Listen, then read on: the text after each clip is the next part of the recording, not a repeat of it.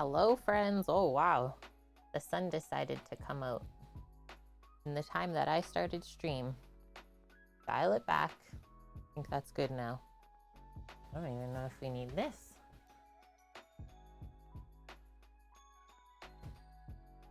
I think it'll suss itself out. Okay, welcome in and happy Sunday. Dust, hi there. Hello. Yeah, I don't even know if we need that light. Give me a sec. Get the cutting board one on. Don't even need a face light today. Sweet. This one may be a one higher. Awesome. How is everyone doing today? Dust, you had a good visit with your fam last night. Madame was busy raising money on her stream and making sausages. I was just talking to her a bit this morning about it. Oh, you're even playing Jackbox? Fun. And hi, Kimmers. Thanks for always being first. Hello to Suki. Hello, Tika Sella. Welcome in, Nessie. Yeah, hope all is good, hey? Isn't the cat adorbs? Yeah, Muffin. Oh my gosh. His little snaggletooth. Really cute. And Open Out. What? Welcome in. And hello, Pete Tinker. Thank you so much for starting my stream with a raid first thing. I didn't even know you streamed, so feel free to tell us what you got up to, how things went. I literally just got on, so great timing, and welcome in all new peeps. Yeah, we're gonna do a little bit of cooking today, some breakfast burgers. Hi, Lenny. Do you put sour cream in your chili, or does only rednecks from Iowa do that? Sometimes I do that. Yeah, I don't mind sour cream in chili. Hello, Iron Brigade, Lucian Havens, good to see you. Thanks for the follow, Pete. Yeah, open raid coming in hot. Oh, that's so cute, Dust. Little Muffin, he doesn't even meow. That's like Astra. The axe and moose, that would be adorable together. Yeah, R.I.P. emotes, R.I.P. It's okay. Wagyu chili and homemade apple turnovers today. That's what they made? Mr. Fabrizio, hello. Thanks for the follow, Iron Brigade. That sounds unreal. Man. Okay, well, we're getting into some meaty and beefy things here today, too. We're going to do our own beef grind for the burgers. We're going to start the stream today by making our potato bun dough and letting that proof up. Madame, you're very tired, but my body wouldn't sleep for more than 3 hours. Yeah. Well, congratulations, though. That's absolutely amazing. And hi, Clemmy. Oh, that's what you're making, Mr. Fabrizio? What? Let us know how it goes. Feel free to post if you're in our Discord. I would love to see photo of how everything turns out. And Open Out was playing Power Wash Sim today. Yes. Every now and then, you just have to wash something. And it's probably too cold to do that outside now, so we'll just do it on the computer. I've always added up. I know I would be able to get carried away in that game too. That's awesome. Okay, so our menu for today, gonna be really delish. We all I think it was 3 separate people that contributed their ideas for these breakfast burgers today. We typically do a menu planning stream on Mondays, and that's what we decided on Monday. So homemade potato buns, fresh ground beef patty, American cheese, lettuce, pickle, fried egg to make it a breakfast burger, and then something really special, smoked tomato hollandaise. Thanks, Dust, for posting my socials. Yeah, so check out the tomatoes. Let's start there.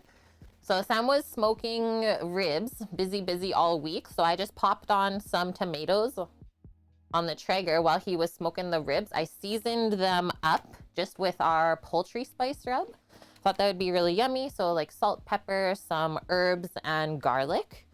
And then I just smoked them in like a little baking pan or bread pan for a good amount of time. They were going at 225 for, I think, around 6 hours or so. So I just used this, smoked them in there until they were starting to look shriveled. And then I thought for the best like flavor concentration, would be smart to vacuum seal it until we use them today. So plans with this is I think we'll just blitz up all of this, like blend it into a paste, of smoked tomatoes. Use some of it to mix into the hollandaise, and then the rest of it we'll use almost like a tomato garnish on the burger. I thought that would be really yummy.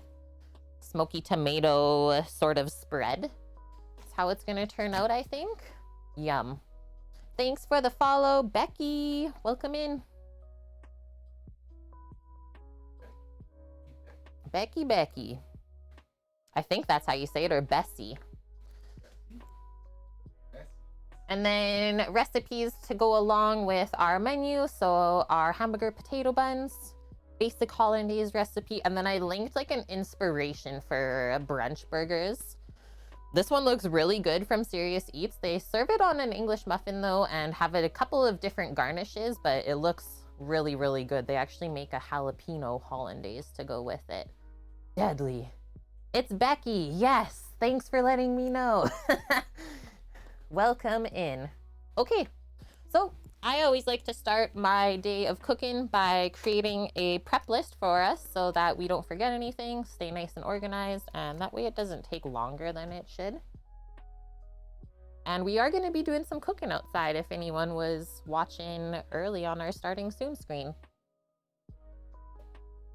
We egging today. I'll be baking the buns on the Traeger, or if you just have an oven at home, that's just fine. And then, yeah, we're gonna use the flat top griddle on our big green egg. So wood-fired burgers, yum, yum.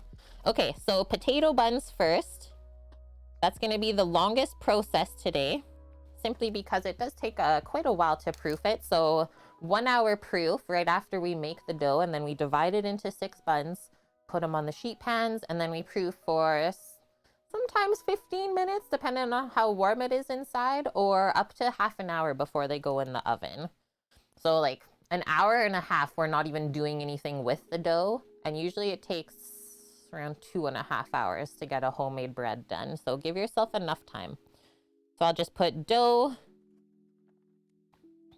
proof 1 hour, or when the dough looks doubled in size. Divide and proof again, and then bake. We'll just take a peek at the recipe that I have linked here for our buns. And we've made these many times before. The recipe is from King Arthur Flour. Absolutely love this site for baking. They have a baker's hotline. So the bottom right-hand corner of the browser page is, you can click on that and literally chat to a baker and like troubleshoot if you have anything going wrong. I've never had to use it before, luckily, but I've heard good things about it. And then the other thing I really like about the site is all of the recipes are also in grams, so it's really quick to just weigh it all out with a scale rather than like guesstimating with cup measurements and stuff. So yeah, they say prep time 20 minutes, bake time 15 to 20 minutes, and then total time 2.5 hours. We're gonna make 6 buns today. And they bake at 350 degrees Fahrenheit. That's a pretty typical temperature for baking breads. So 15 to 20 until they're baked through.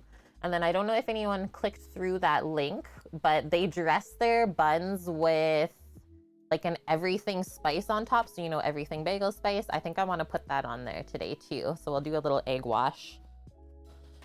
Yum, yum.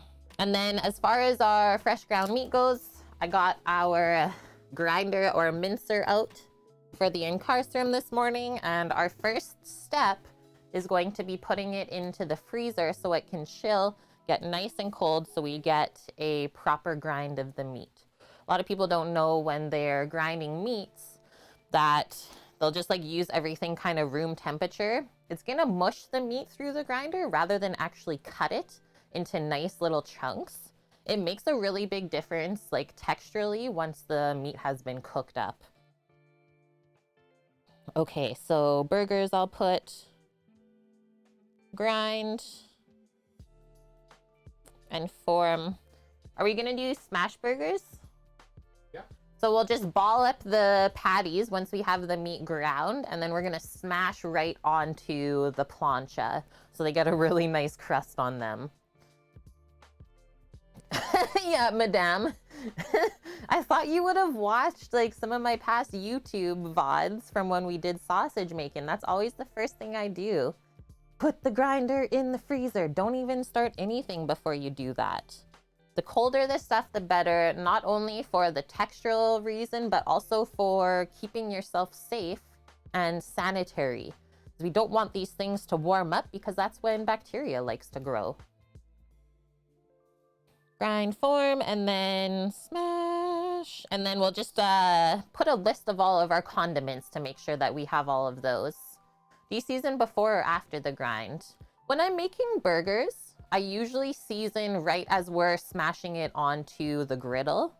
But if we're doing sausages, I always like to mix in the spices with the meat cubes and then put it all together through the grinder so that it distributes it for you. Yeah, that's a good one to remember too, madame. Is like as you're putting the meat cubes through the grinder, is making sure to like put an even amount of the straight up protein and then fat so it gets mixed. Okay, so we need cheese on this burger, pickle, lettuce, our smoked tomato hollandaise. Don't forget that. And yeah, we'll be doing it by hand today. Good answer. Phew. Thanks, Open Out. And hi, Mish. Yeah, there's no feta. We used it all up earlier this week. I would say that's a check, actually. Hi, Mickey. And happy belated birthday. How was it? How was the weekend? Okay, I think we didn't forget anything here. Potato bun, ground beef patty, American cheese, lettuce, pickle. Oh yeah, the egg. I don't love fried eggs on my burgers. I just like a burger, but Rando, Sam love fried eggs on their burgers, so we'll give them those. Yeah, madame. Been a little desensitized to working with casings now, so next summer, hopefully we can make those cheese smokies for real, as long as the bakery is open. Let's do it. Not sure feta would be good on a breakfast burgie, though. You know what feta is good on for burgies? Lamb burgies. Lamb burgies. Egg. Are you doing bacon also? No, but what we are sneaking in, Dust, is Sam made pastrami for work this week. And he took like the fat trimmings and stuff from the pastrami. We're gonna grind that in with the meat. Ah, it's gonna be unreal. What are your thoughts on peppering foods after cooking right before serving to avoid scorching the pepper? So I've always kind of giggled at that, Open Note, and I'm just gonna put my hair back because it's bugging me. So I've never really gone with that. It's like, I think you need to be cooking stuff at a really, really high heat to notice that you're burning the pepper. And also like, how much pepper are you putting on that you're tasting the burnt part of it? So like, whenever we grill steaks and stuff like that, is you're seasoning while you're cooking. So I've never really gone with that saying at all. And I just kind of giggle when chefs tell me that. It's like, okay. If you're gonna be that like stingy, you better be stingy about a lot of other things too, right? So in my experience of all of the different foods and stuff that I've made in my life, I've never noticed like scorching pepper. What about you, Sam? No. Mickey, you got very drunk? Yeah, blame your brother. Went to bed at 8 p.m. You were so drunk on your birthday? It's okay, I've done that before too. Hi, Greek. How are you doing? Okay, pop this up and then away we go. Yeah, does that sound good or what, Dust? What is going on back here? What are you playing? What? What's this sneaky little racing game that's distracting me right now?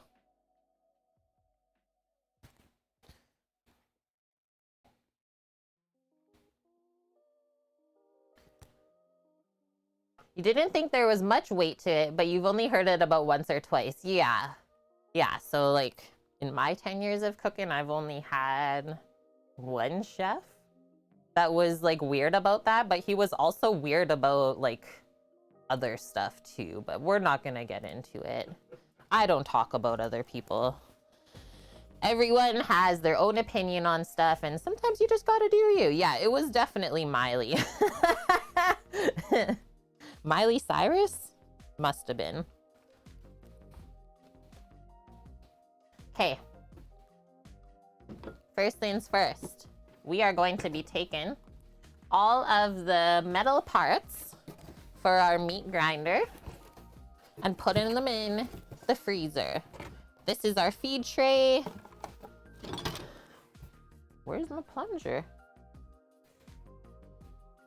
Oh, I think the plunger's over here. Yeah, plunger's over there. So we need this, this, and this is like the main component of the grinder. And then let's determine the die that we're gonna use. Yeah, we came in like a wrecking ball. Too good. This is the blade. Don't forget that.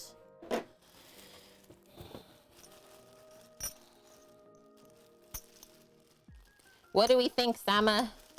We got options here. So this set comes with 4 different dies. This stuff, Probably this. I'm gonna go third smallest is what I was planning. This one right here. Out of all of those. I think so, because then we don't have to do a double pass.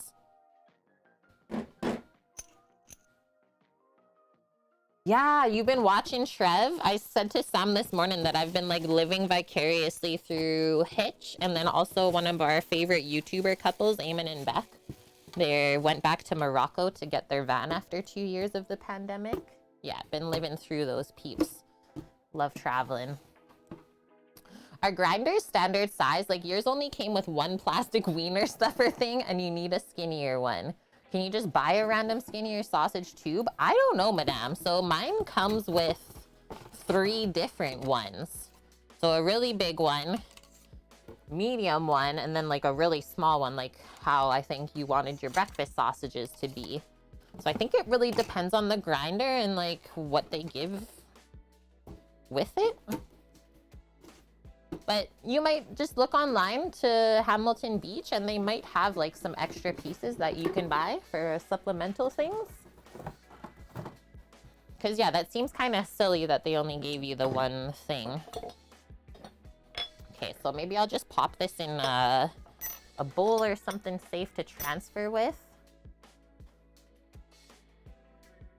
Hitch and Tallulah? I don't know who Tallulah is. That is new for me. And hey, Maka, how have you been? Thank you for the 200 biddies. That's going towards our food truck fund. Yes.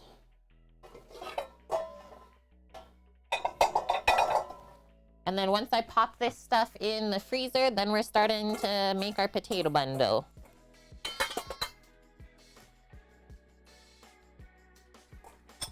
Hey, Jumpman, not outside. No, we have since moved everything inside because winter is coming. And open out, you gotta head out, but you'll be popping in and out all stream. Awesome. Thank you very much once again for the raid. Really appreciate that. And I hope you have a good rest of your day.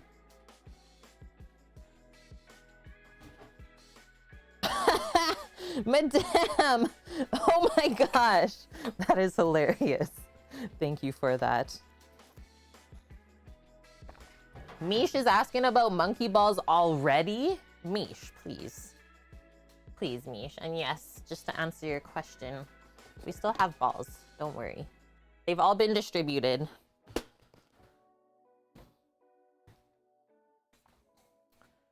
Okay. Before I take this, I'm just gonna bring the incarcerum out so you're not just like watching an empty scene. Even though everyone will probably just watch Sam play games anyways, so might as well just switch to that. I will be right back. I'm gonna mute. Can you have some balls, Mickey? You can. Yeah, come and get them. We still have balls? Check. Okay, sounds good, Madame. I will watch the clip after stream. Okay, BRB, hold tight.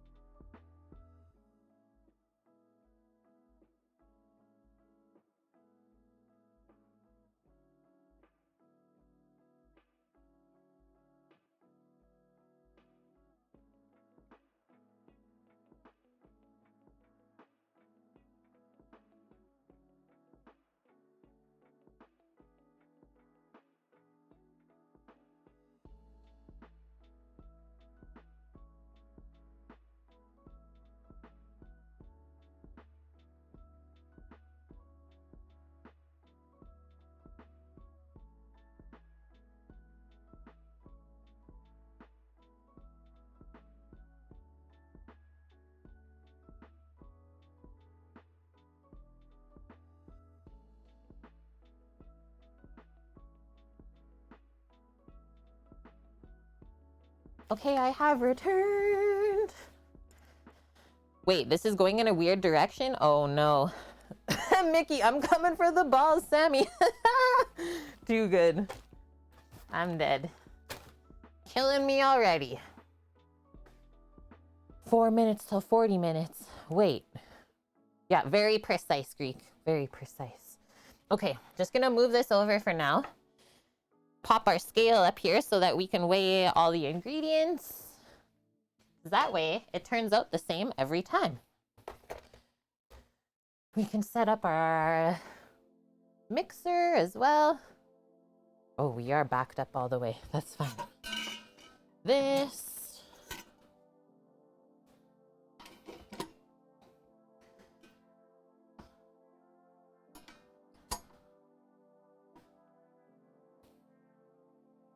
Is everyone kind of feeling funny today because of the time change too, maybe?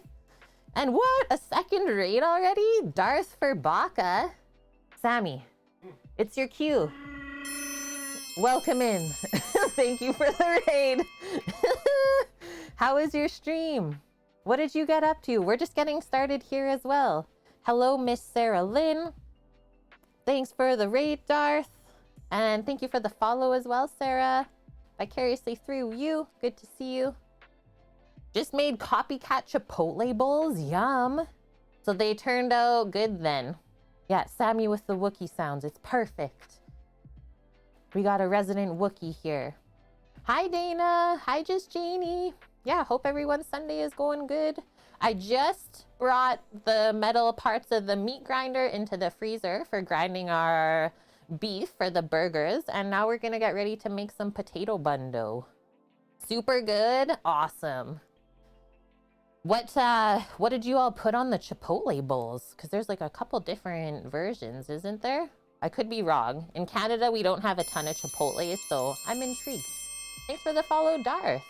Thank you, thank you. Okay, so we've done these potato buns multiple times before on stream, and they always turn out amazing, which is why I always make this recipe.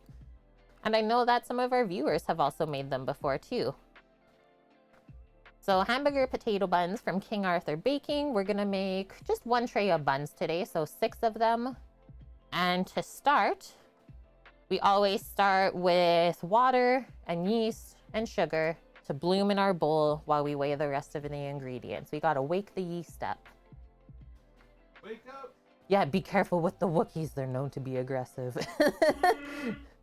We did corn salsa, guac, and pico de gallo with chicken and cilantro lime rice. Deadly. That would be like how I build my bowl too. I love corn salsa and guac and pico, chicken and cilantro lime rice. That all sounds good. And like pretty healthy too, right?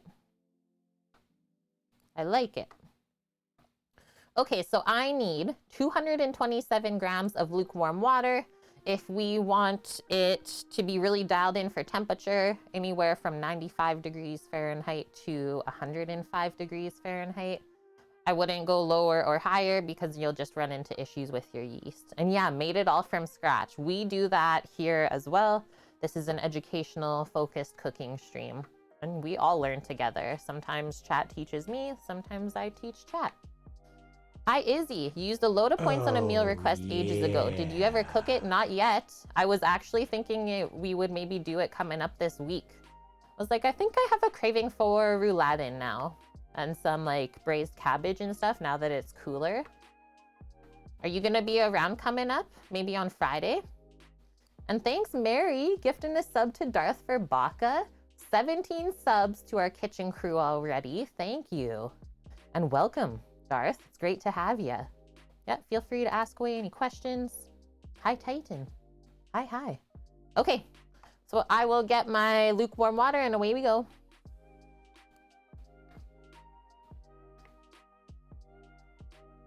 The longer we chat, the longer it's gonna take to make these buns. Oh, yeah. Oh, yeah.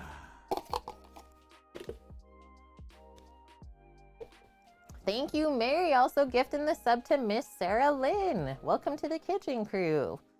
We got new friendos in here.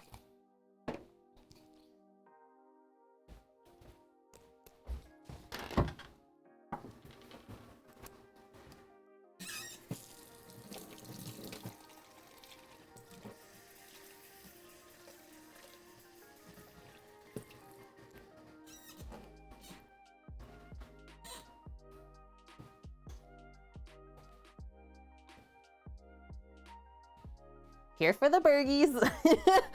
At first I put the title Breakfast Burgers, and then I was like, nah, I gotta call it Breakfast Burgies. It's just better that way.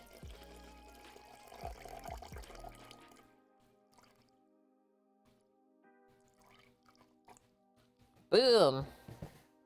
As I'm like pouring water everywhere on this side. No one saw that, right? So 227 grams of lukewarm water. And then how much yeast do we need? 2 teaspoons. And they say instant yeast. I use an active dry. So we always need a little bit more of the active dry compared to instant. Just something to remember. Half tablespoon. Where is this thing? Hello? There we go.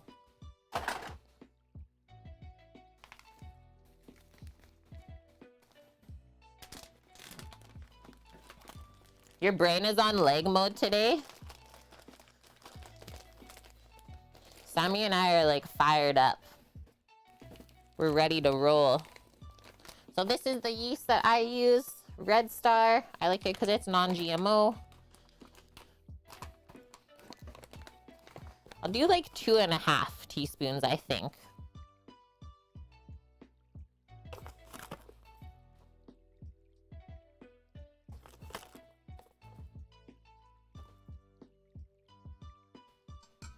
There we go. And then I always like to put the sugar in with the yeast too. Just gives it like, think of the sugar with the yeast as your morning coffee. Just helps wake it up a bit quicker.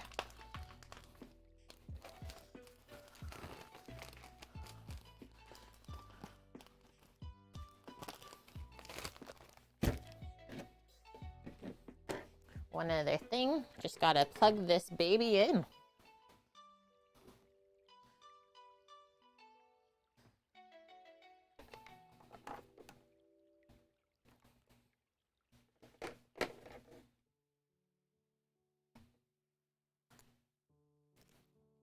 Okay, how much sugar we need? 2 tablespoons of sugar. I usually dial it back because I don't like putting a ton of sugar in. Just know that the less sugar we put, it might take a bit longer to proof up. But I always like to cut it in half. I don't like super sweet breads. So we'll do that. And then we'll just give this a little mix. Make sure everything's happy.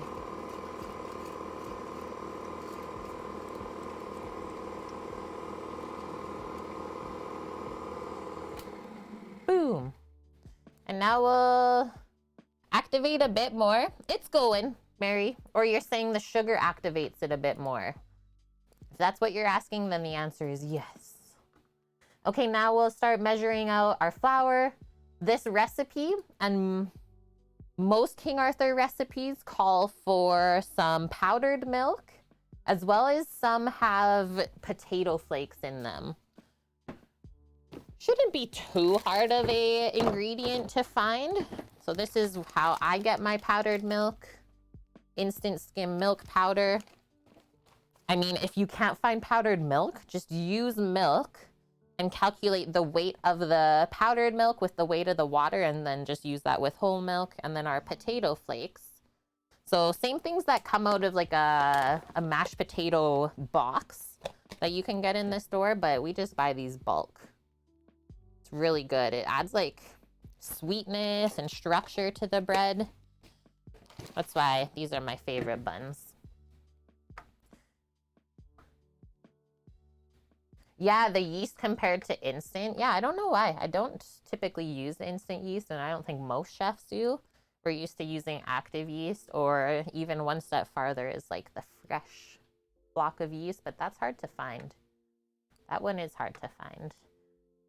So we can weigh the flour and the potato flakes and the dried milk all together in the same container. And then we also need some butter and then just some salt. And the butter, we want it to be like room temperature, or you might have to melt it just a bit to get it to emulsify into the dough. What do I want to use for weighing out here?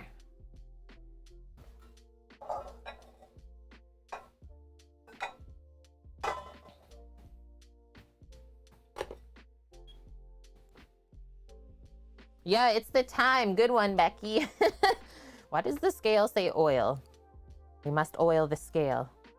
So 360 grams of all-purpose flour. Nothing fancy.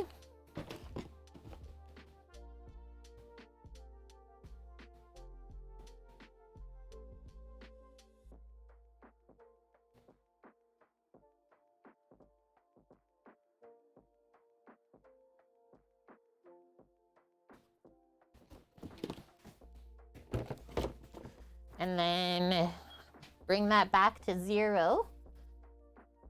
And then we're gonna do 43 grams of dried potato flakes. And if I remember just from making this recipe before, I've always added more water as we mixed. I don't know, it's a thick dough. I don't know if they maybe messed up the weight of the potato flakes or something, because it seems like a lot. But yeah, just going by memory, I've always had to add a little bit extra moisture. It's like a pretty good amount of potato flakes. Now 0 again. Hi, Cookie, how are you doing? And then we need 28 grams of the dry milk powder.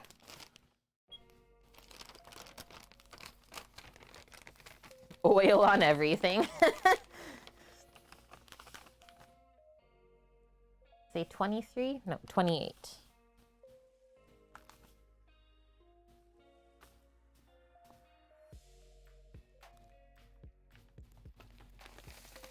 And we know that whenever we add any sort of dairy or fat into our bread doughs, it's always gonna end up really soft and supple on the inside. So like a Wonder Bread. So the more dairy in your bread dough, the softer it's gonna end up and less crusty. Okay, that's good. Next up, we'll measure out the butter. And then I think I'll just nuke it for a little bit. It is room temperature, but it's not super warm in here. I don't think it's quite soft enough to emulsify in. We need 57 grams, 4 tablespoons.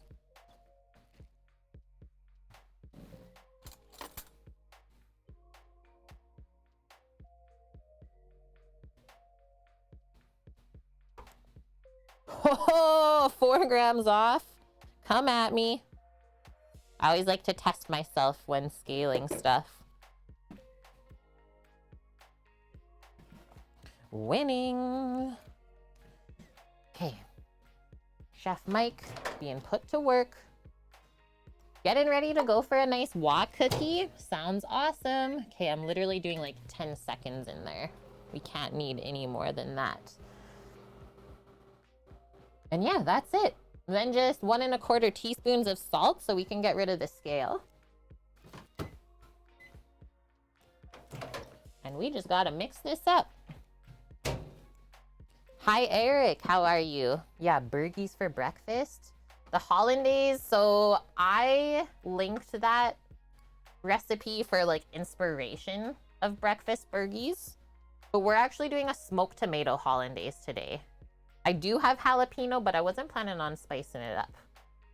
But yeah, take a peek at the like brunch burger recipe I linked. It looks so good. Okay, so our flour, potato flake, dried milk powder.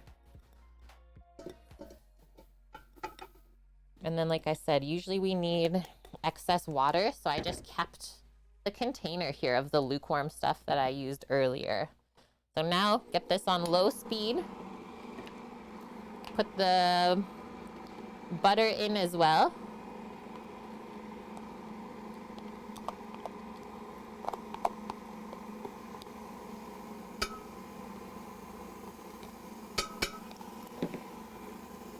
Look at how thick it is. Like, who made this recipe? Hello? Baker's Hotline. So much extra liquid. I always like to grab a spatula too and kind of help it along the first bit.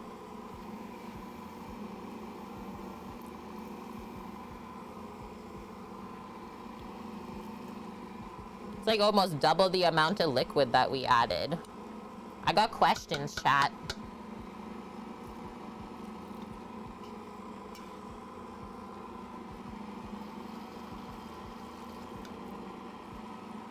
Now I want to see the comments and if anyone else has had this issue. Okay, we're getting there. So you don't want to add too much water either.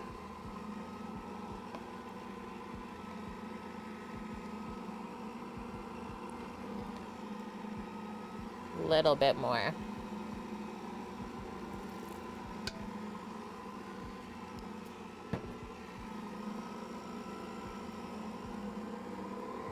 Turn it up a touch.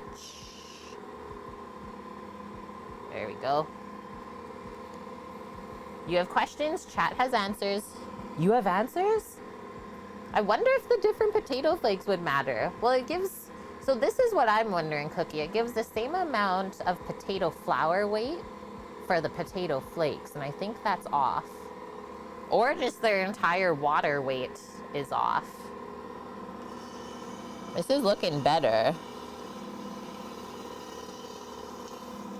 I think we added enough water now that this will actually mix up. And then I'll turn it back down now that we have a shaggy sort of dough happening. Do a little cleanup on the edges.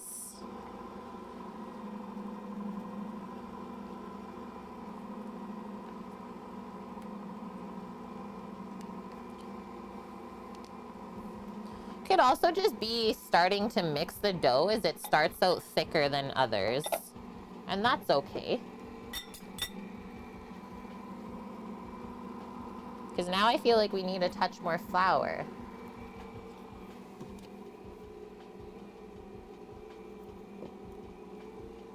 A very small sprink.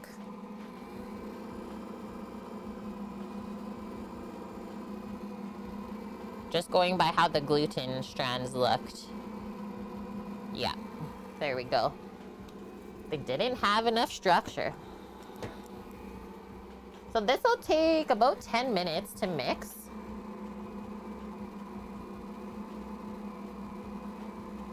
There. The perfect focus.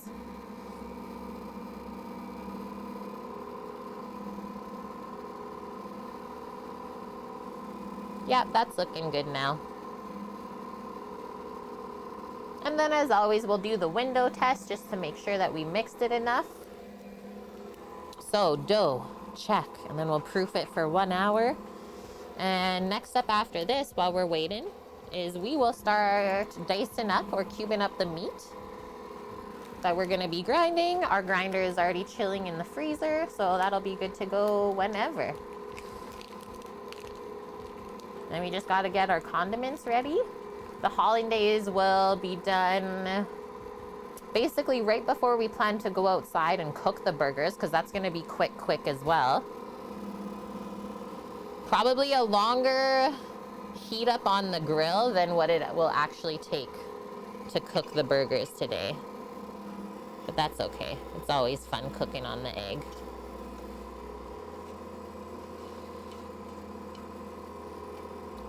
Yep, this is feeling good.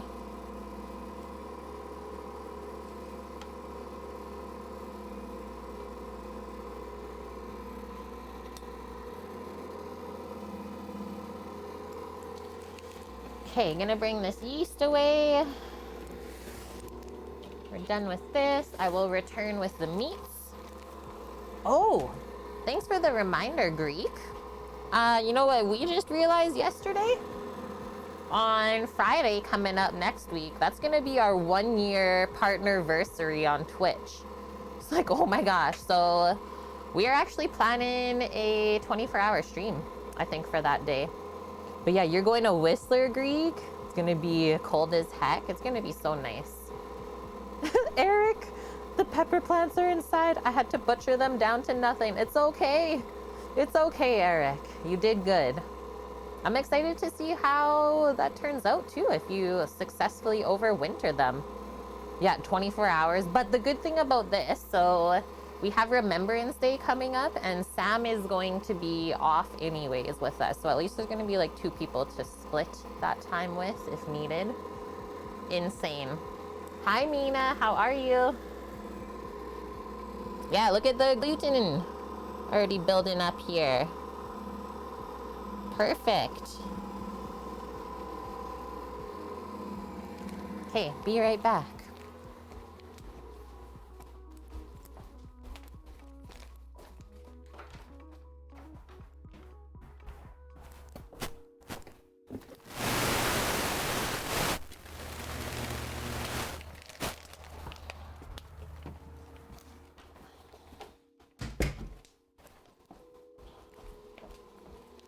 'The beef is very juicy in this bag. And then this is what Sam brought to put in the grind. Oh, yum. Smoked meat goodness. Turn this baby up. Okay, I wonder if I push this over more, if it wouldn't focus on the spatula.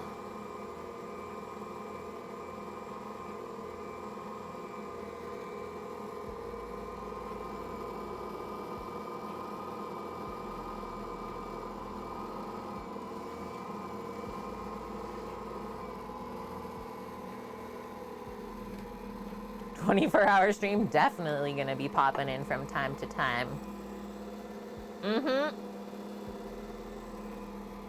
I was gonna say, Eric, your pepper plants looked like they did so good. Like, compared to the peppers I grew on the island. So sad. "You're doing not bad, Mina. Decided to boil the lamb bones you had from a few weeks ago, and you're gonna make either stew or soup, but haven't decided quite yet. Yum."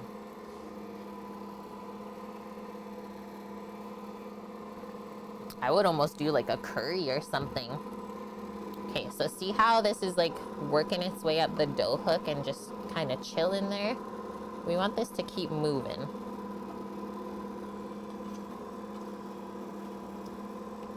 Dial it in.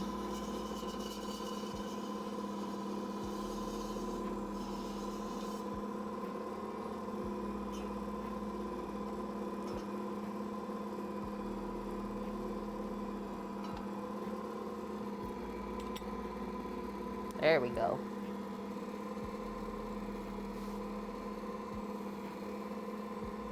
Yeah, that's right, Greek. This summer was insane though. Like 50 to 60 year event for Canada. Nice, you're playing Animal Crossing while you decide. You got the new update? Oh my gosh, I've been so busy. I don't know if anyone saw me posting in the Discord in the Animal Crossing section, but I paid off my house loan again. The next one, to pay for the basement, 2.498 million bells. Stressed. Wow, Eric. Yeah, crazy weather. The top dough needs to party with the bottom dough. Yeah, Mary. And then the one thing I'm so excited in Animal Crossing, like couldn't be more perfect for me, is the cooking. I just built my kitchen this morning. I was so busy trying to get like 15 clay. I am pumped. And then I was also thinking we would start to maybe cook a couple of the food items from Animal Crossing too. That'd be so fun. Eric, I still have plenty for candy corn requests. Why didn't you use it this year? Halloween is gone again. Dust, I'm still playing AC? Yeah, that's a question? Of course I am. Especially after the new update. You'd like to check it out, but you're sure you'd get addicted? It's like the best game to get addicted to. It's easy to put down. It's nothing too stressful. You can play as quickly or as slow as you want. And it's just, it's cozy. So the 24 hours this Friday or next Friday? November 12th. You played the first one and you loved it? See, I don't even know the history of the other games. I'm gonna turn this a bit more.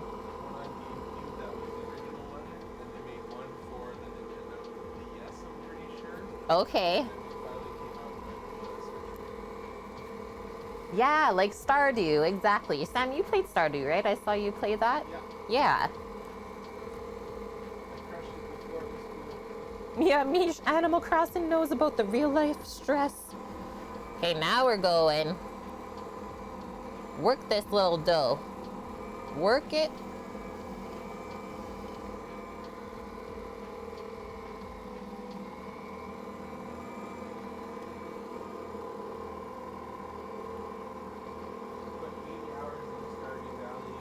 $80 hours you played of Stardew?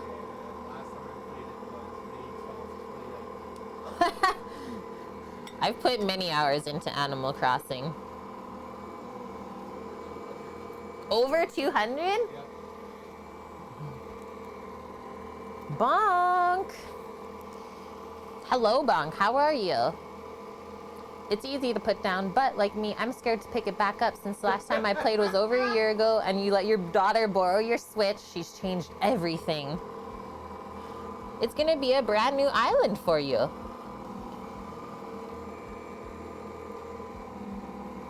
Yeah, you can put it down anytime, pick up where you left off.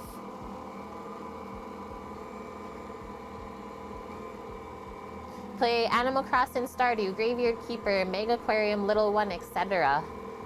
I only know 2 of those games. Okay, we're getting there. It's a good idea that we turned it up, though. Turned it up. I don't know Greek. I'm worried about you.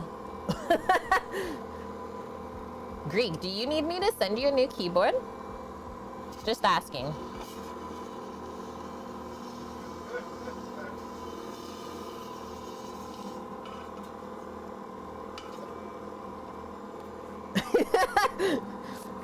He's like, shh, quiet. Quiet your face.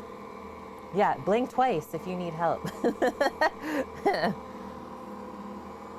We're almost there for my favorite buns. Bunners for the Burgies. You destroyed your laptop and the PC went kaput. So he is blinking twice then, Mish. We can finish off at night. Yep. Brisket. Yep. Good morning, White Dove. How are you?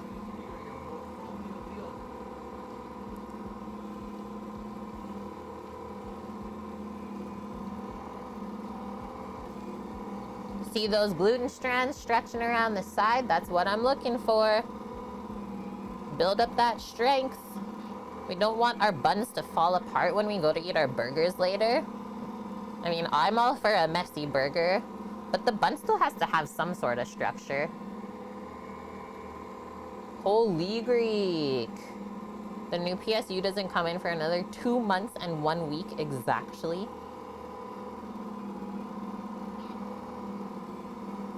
Okay, I'm gonna do a big scrape of the side too.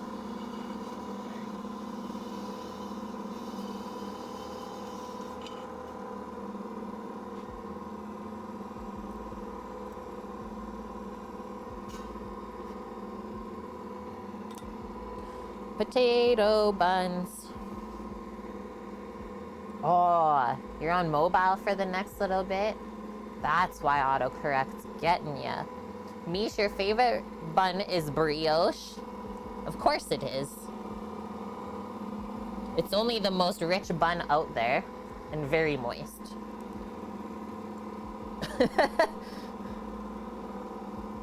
Okay, see how it's looking smoother and smoother too? The more we mix it, that's exactly what we want to see. Yeah, also good with feta. Good one. Keep talking about feta and I want to make lamb burgers.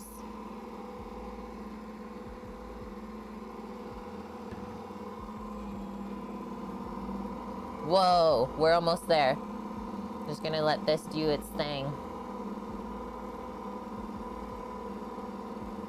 Hey, remember how yesterday when we made the monkey balls, it said to put it on the bench and knead it by hand? Good thing we didn't do that.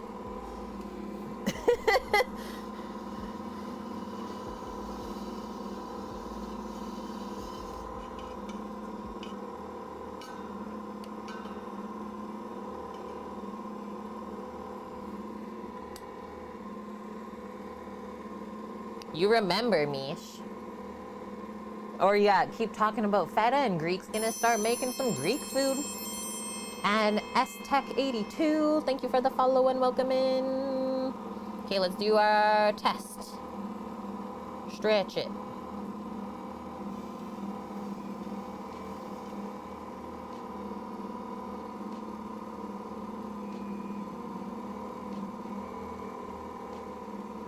Like 2 more minutes.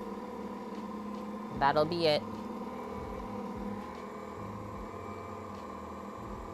Go big view.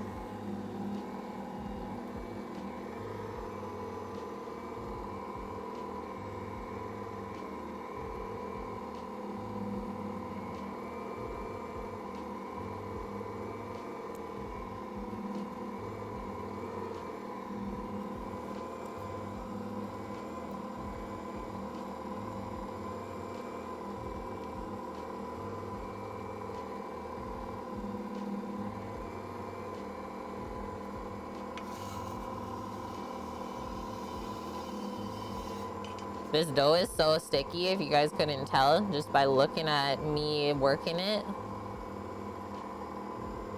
But that's why we proof it for an hour, let it rest, is it does get less sticky when we let it sit all together. And then because of the butter in there, is it won't really stick to our hands later when we roll the buns. Oh, nice, Greek. So you're going like into the mountains then. Going off the beaten path, camping the whole time. That's gonna be beautiful. Not too far out though. Yeah, that's a good idea, right? Careful for all the animals, that's all I'm gonna say. If I know BC, there is just a ton of wildlife, so just be careful. And then the other thing I was gonna say is it could be worth to look for some mushrooms when you're out in the bush. They're popping right now with all the rain.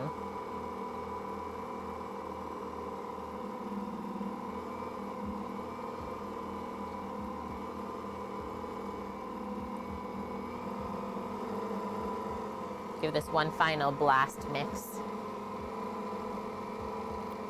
Yeah, you're the only one. There's no other vehicles, so if anything goes wrong, you want to be not too far from help. Good one.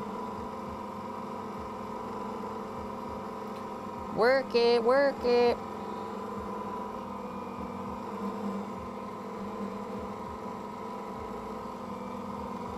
Oh yeah, maybe it is. Mushroom season is done because it's super cold up there. Good point. Never thought of that. Because yeah, once the frost hits, that's it. The spores are done until it's warm enough the next year.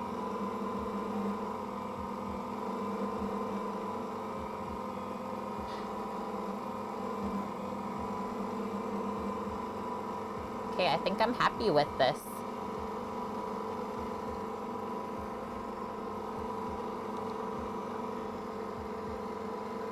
You don't have a winch yet, though?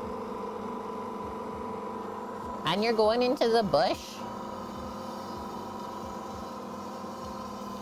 What are the...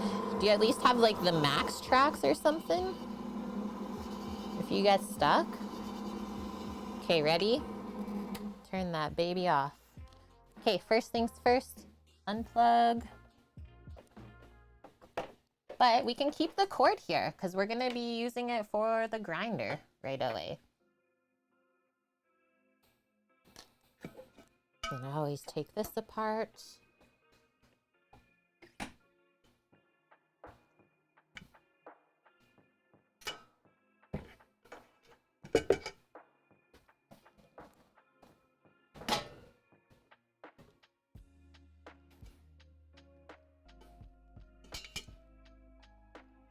Yeah, that's a nice stretchy dough. I don't think we'll have any issues with this later on with our buns.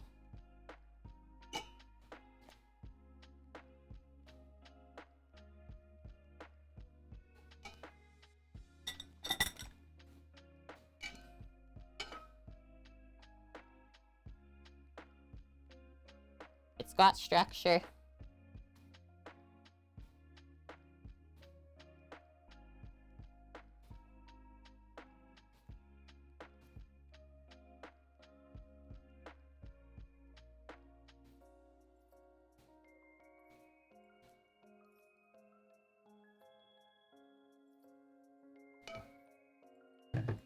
Okay, so now we just roughly ball it up for proofing, just so it doesn't get dried out.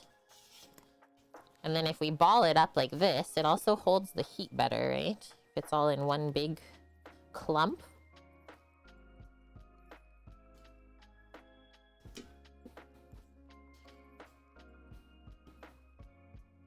And then from here, just kind of take a mental picture of how big this piece of dough looks. And then we want to make sure that it's doubled in size in about an hour or so. Might take a bit longer if you have a colder temperature inside.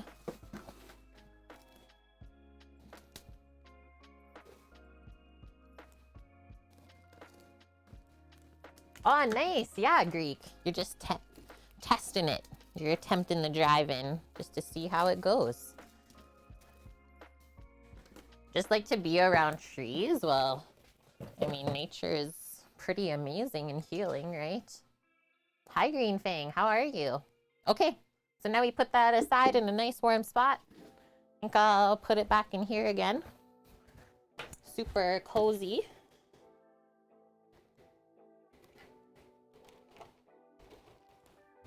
And I'll set a 1 hour timer so we can peek at that in an hour.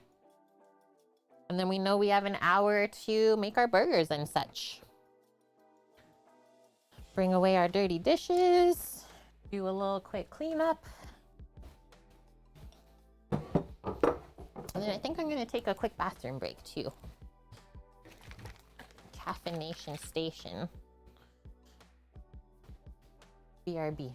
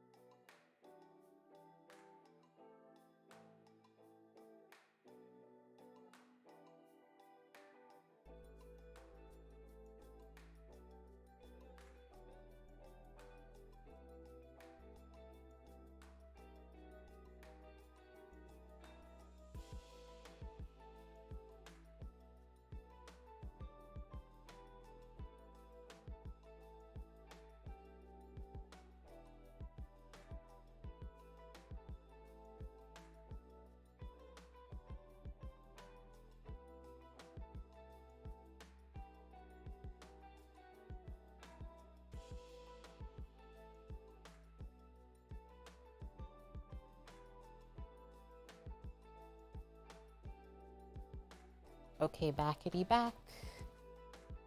Okay, I think this one bag is a juice-a-magooser.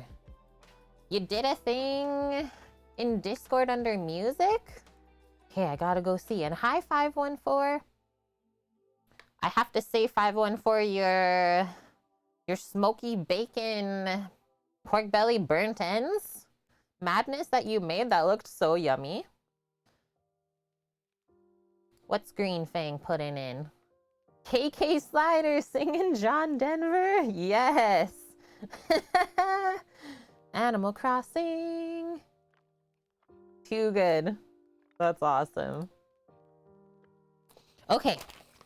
So let's get a cutting board here, and we're getting ready to cube up our meat for the grinding for the burgers. How juicy is this? Okay. It's a little bit on this underside I see coming out. Just gonna dunk my cloth here in my soapy waters. Yeah, all good, Dust. I hope you enjoy the movie. I don't even know what the new Marvel movie is. Can you tell I'm like not a huge movie person? Yeah, can't wait to see the final Burgies. You go enjoy your day, Dust. And there's a JoJo reference in there too, Green Fang. Okay, so we need our boning knife. And then I'm gonna get a container or two to put our cubes and then the ground meat into. That.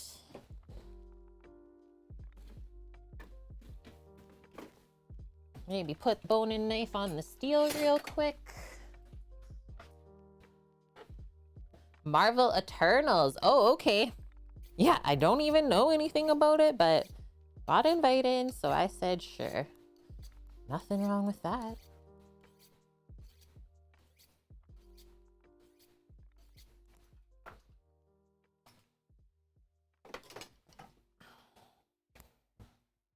Always give this a wipe after we steal it, just for any residual metal pieces. Yeah, Sam loves Venom. And yeah, we really want to watch the new one too. Hi, Trev. Trev is stuffed. Just finished making your Korean soup. Really delicious. Wait, what is Korean soup? What does that consist of?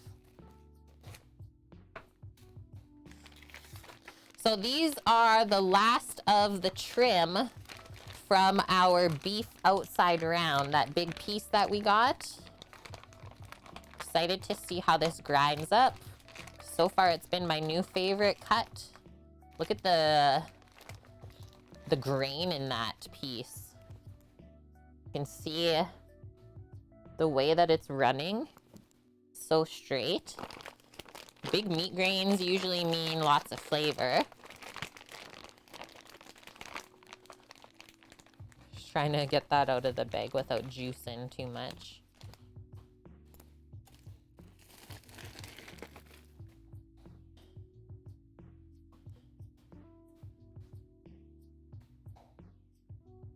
All you're gonna say, Greek, is the second one, the second Venom, is better than the first one. And I'm just gonna return on this light here. The sun has left us now. Seigogi Mugu. Seigogi Mugu, beef and radish soup. That sounds yummy. Heckin' love radishes. Scrambled eggers, nice, 514. Nice, it's like a broth. That looks so good and healthy, Trev. Little kimchi and rice on the side. Heck yeah. 89%, sweet. Go, Sama, go. Okay. So we're just gonna kind of take a peek at these pieces here. Clean off any things that we don't want to put through the grinder and into our burger patties. Like, I think right here we got some connective tissue sneaking under this fat cap. I'm just gonna trim the rest of this off because we have pastrami trim from Sam's work that he vacuum sealed that we're gonna sneak in for the fat instead. Rather than this like kind of stringy stuff, that's not the best. Get in there.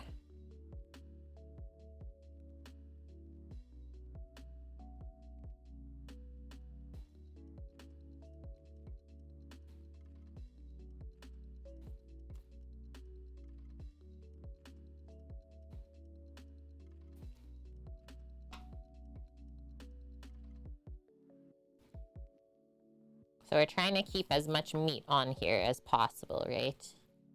Don't want to trim any of the meat off that we're going to be using. I always find if you keep the fat or connective tissue like really tight, you see how I'm always pulling it up? It comes off with like almost no meat on it.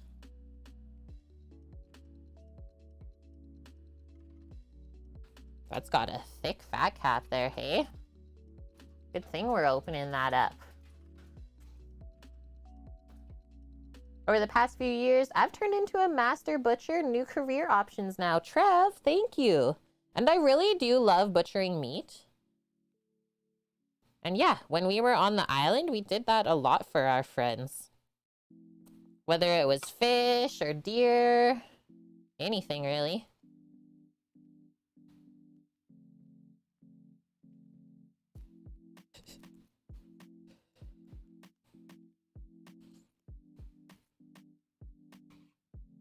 Maybe when I want to retire, Trev, I'll just be a Costco butcher. Be a Costco meat cutter. So now we can start to chunk this up. I usually do anywhere from 1 to 2 inch cubes to go through the grinder. Anything bigger and it'll work too hard. Anything smaller and it will affect the texture of your meat coming out, right? Butcher Pete, hey Jelly, how are you?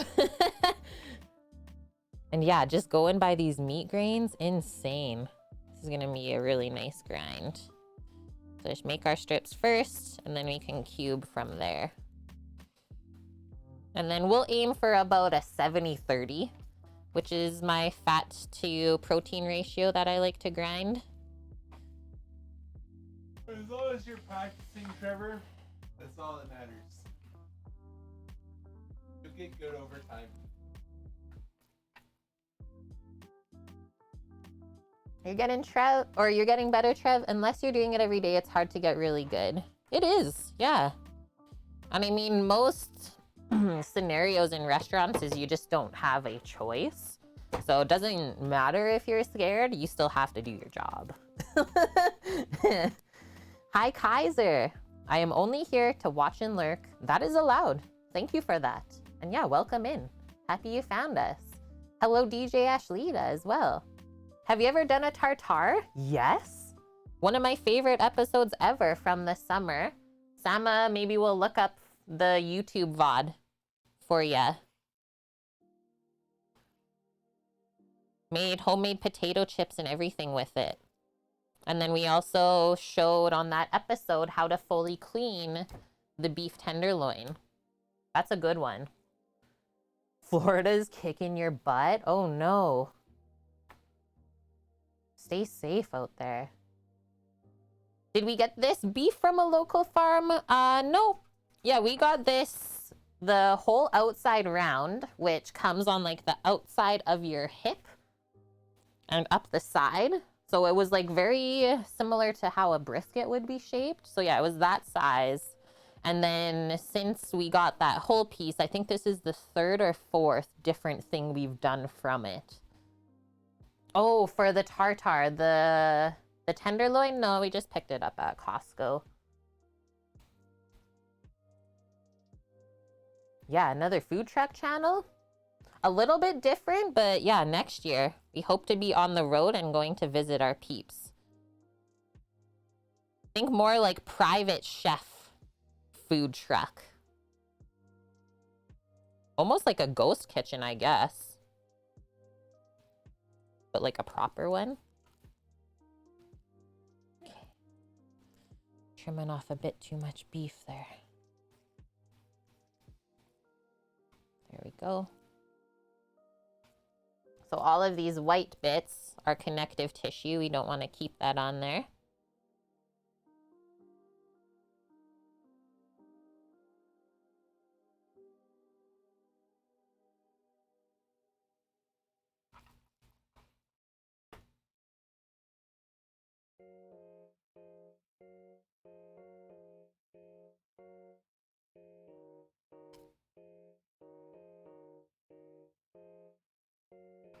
And yeah, don't be afraid to like turn your meat around for a different angle if you feel like you can't get the right angle.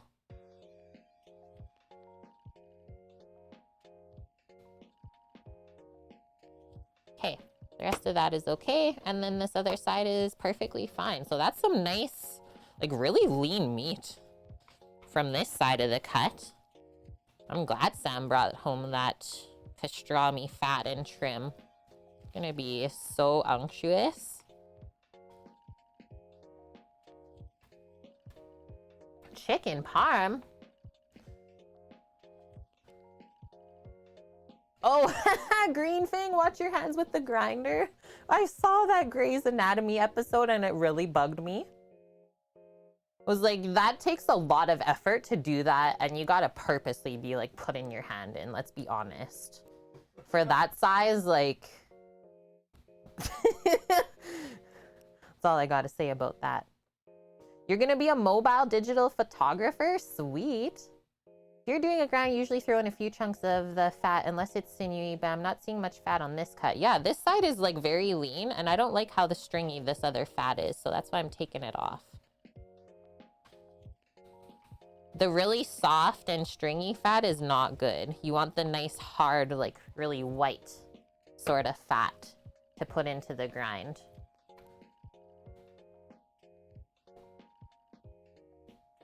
You'd rather use pre-packaged ground beef and make burger patties out of that. Why is that, Kaiser? This is... I'm gonna ruin your life right now. I'd rather do this because packaged ground beef at the store is coming from we don't know where and how many different animals it's coming from. So I know that this is coming from one animal. Now that we're adding this, maximum 2 animals. It's said that most ground beef in a supermarket is coming from hundreds of different cows, and that's kind of scary to me. That's a bit scary. Or how long it's been sitting there, the different preservatives they put on it to keep the meat from turning color and oxidizing. I don't know, there's just so many things to think about. And now that I've started grinding my own meat, I just can't go back. So we can be picky about this trim. Like this piece right here, too stringy for me. So we'll just get rid of that.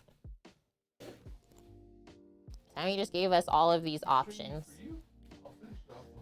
The dog. Just quicker for you. That is fair. That is fair. One reason that I did start this stream is just to get people thinking about like eating better for themselves, is not always doing the quickest thing, but maybe paying attention to how things are done and just like putting better ingredients into your body. We like to take the time here. And Lil Butterfly, thanks for the follow. Yeah, that's the other scary thing, Trev. You're right. You don't know how well they clean the machines, and that's why there's always like recalls. So chunk this up the same way. And this is gonna give us an interesting texture, we can say. Because I mean, the pastrami part, like the meat part of these fat chunks, has been cooked or smoked. So I'm intrigued to see how it blends in with the outside round pieces. And I kind of purposely chose these fat chunks that had meat on them too. That way we can really control just how fatty our grind is going to end up.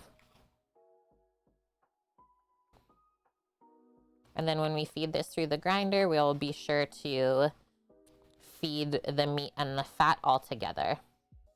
So if we put this beside what I was prepping earlier,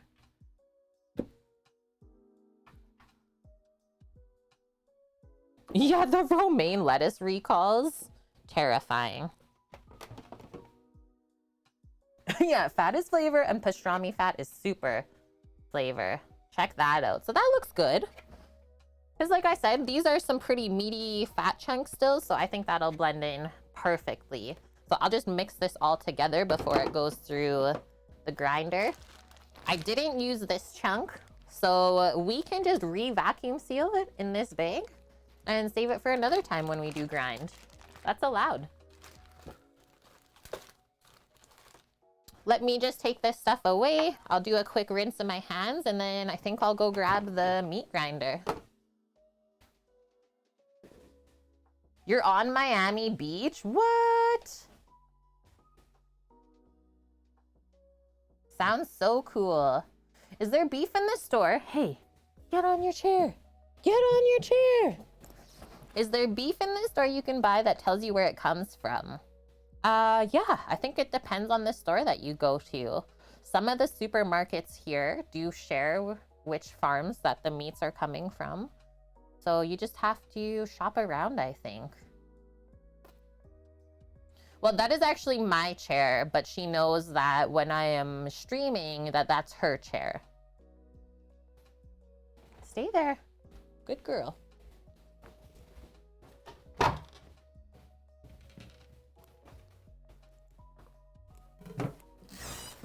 Rinse all that off of that board, otherwise it might get stained. Wash my handles because we are touching raw meats.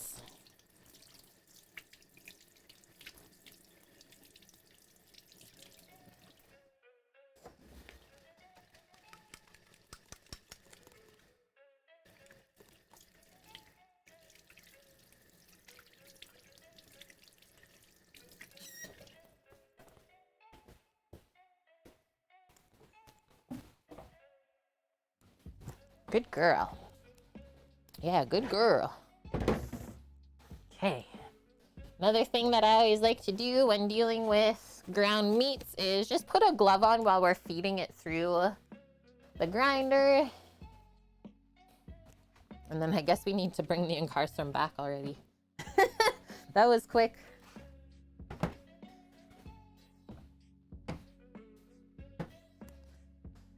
Time for research. Yeah, you're welcome. Anyone know how to unlock credit cards online? Oh, no, I have no idea. I think that's typically something you gotta call in for. Yeah, she knows good meat. She loves it. Trev, at Whole Foods, one of the reasons the meats are expensive is that all the sources for meat are named and tracked according to levels of sustainability. Expensive but responsible. Thanks for the follow as well, Kaiser. Happy you found us today. The water is warmer than the air. That sounds so lovely. Okay, I will be right back. I will return with chilled grinder attachments. And then how are we doing here? Grinding.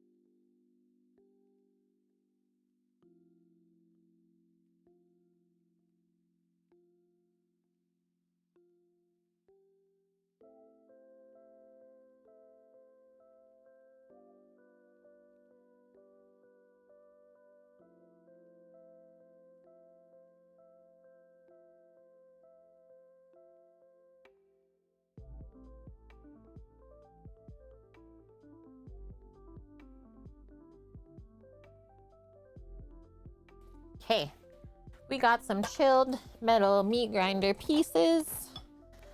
Time to build her up. This is how she gets built. So main piece gets put on first.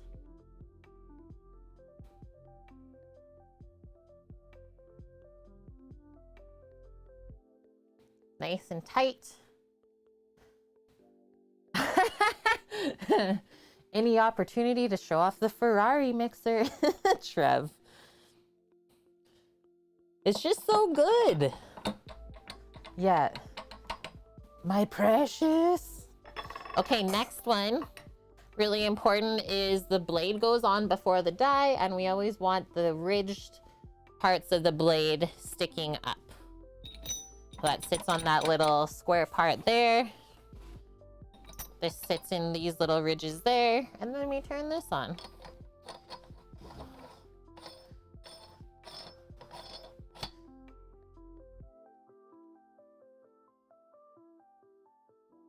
Nice and tight. Now this gets put this way.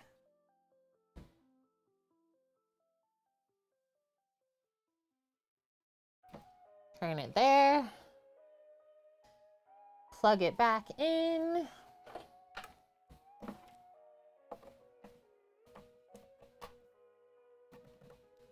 And then we just need the feed tray. Oh, what are you doing, keyboard? And the plunger. Boom. Boom. And so before we even start grinding the meat, I always just do a test run. Make sure that we don't hear any weird sounds and that the grinder's not gonna fall off of the machine, right? Safety first.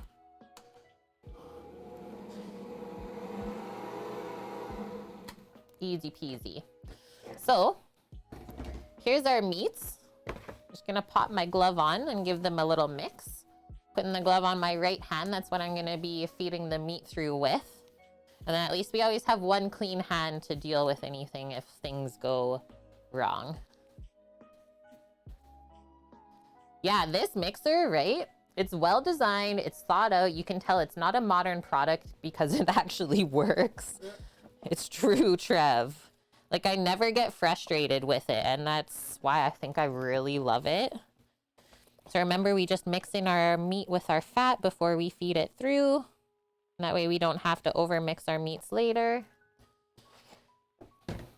And then we put container under here to catch everything. So maybe I'll turn this a little bit different. Go like that. Cool.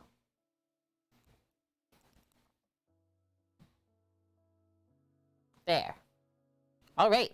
So I need to run this at half speed is what they recommend when doing the meat grinder. So I'll turn it up and away we go.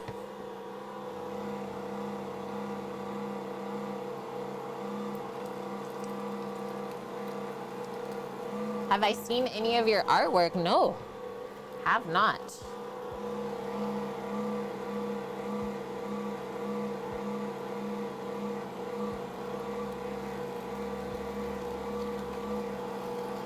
Oh.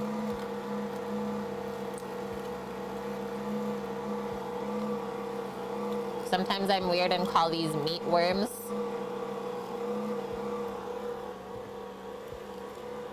That's gonna be so good of a grind for the burgers. And yeah, as you can see, I don't even really use this plunger attachment. I just push the meat down with my hands. And hi, Katniss, how are you?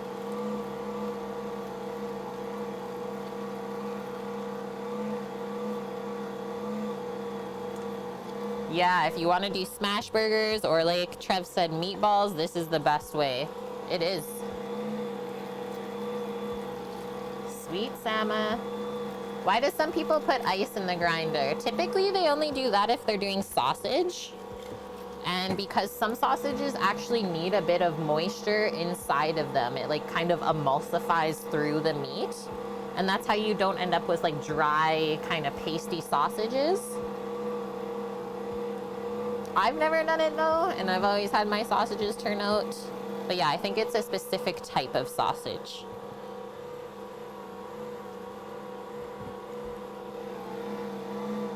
Yeah, cool, DJ Ashita.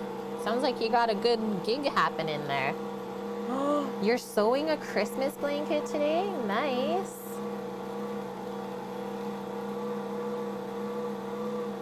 Yeah, sewing.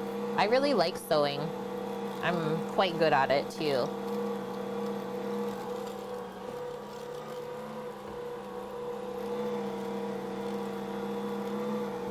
Have I ever used barley flour? I don't think so, Mary. What do you need help with pertaining to that? Okay, this is the last handful.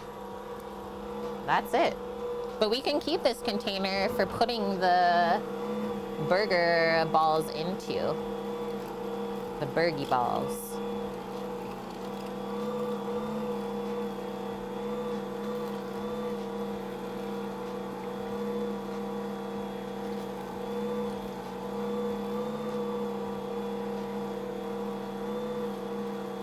Yeah, a woman of multiple talents. I think like anything to do with working with my hands, Greek, I am skilled at.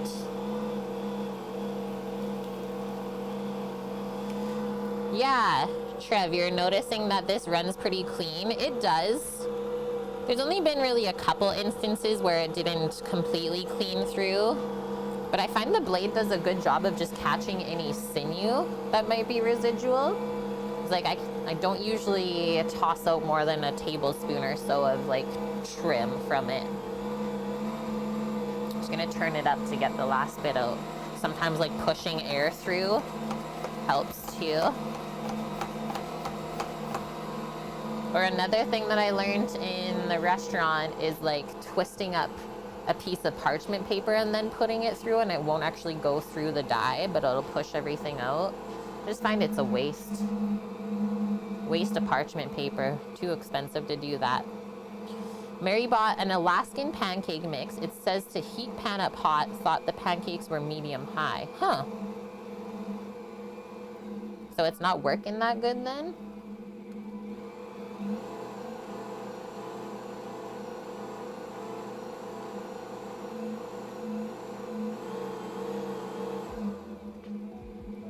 Okay. I think we're gonna stop it there. We haven't made it yet. You can feel free to share some artwork in our Discord if you want, DJ Ashlita. Maybe in the fun photos section or somewhere around there. Okay, so usually I just take off this entire piece, and then I don't know if anyone saw, but I did unplug the entire machine before doing that. Okay, Kat, I need to look at it. Trev is admiring your blanket. That's why I have a clean hand. Haha. No Discord there, dang.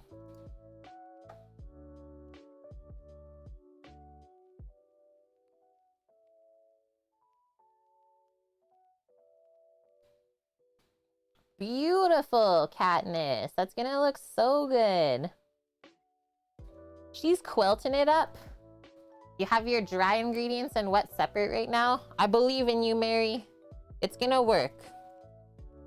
So now we untwist everything that we've done. Sometimes it's really hard.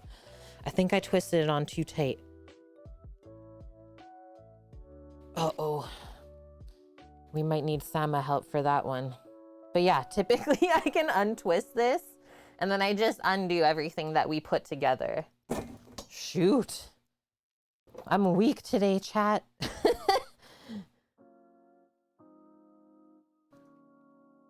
Get the big man, Bindox. I know, right? Help.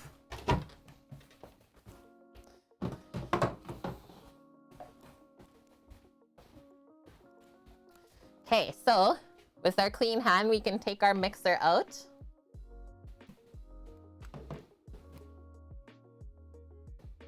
Boom.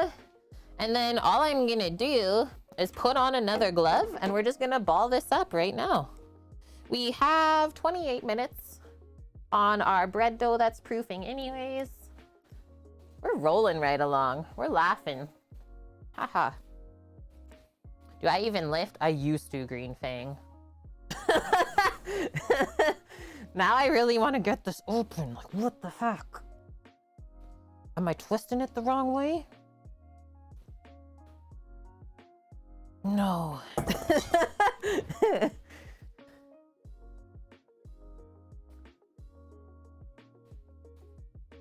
Yeah, that too, Trev. The other thing about doing your own grind is you don't have to cook it to 165. So if you like rare burgies, bust out the grinder. Okay, just kind of fluffing this to make sure that it looks like an even distribution of that like pastrami fat throughout. I think so. It feels really nice. And so I'm gonna aim for, I think 6-ounce burgers. Not too big. I don't like 5-ounce burgers. I find that by the time they're cooked, they're really small and kind of crisped up. So I'll go for around a 6-ounce burger, but honestly, I'm just gonna eyeball it. Okay. So grab a handful. Are we making lasagna? No, we're making burgers. Your grinder has a wrench to get it off the machine, Trev? Wow. So look at this. Like, as I'm mixing it, it's going more and more pink because of the fat. And then we just want to ball this to the point where it is staying together. And then the rest of this is going to get smashed on the flat top, on the plancha griddle over the egg. So just put that to the side now. That's it.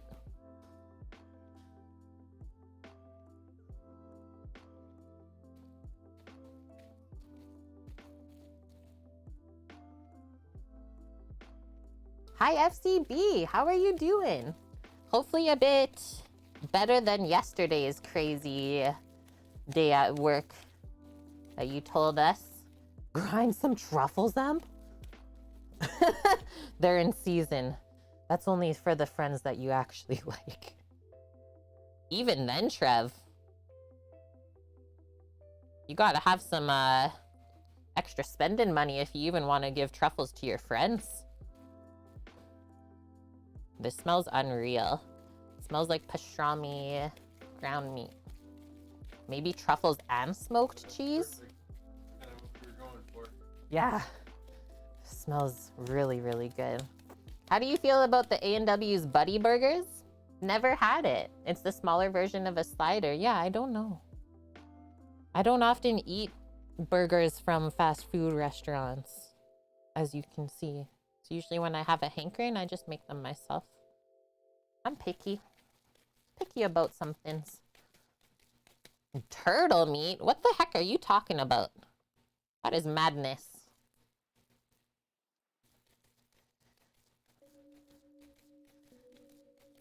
Greek kind of sucks, but if I find I get angry, get that adrenaline going, I can beast mode that grinder right open.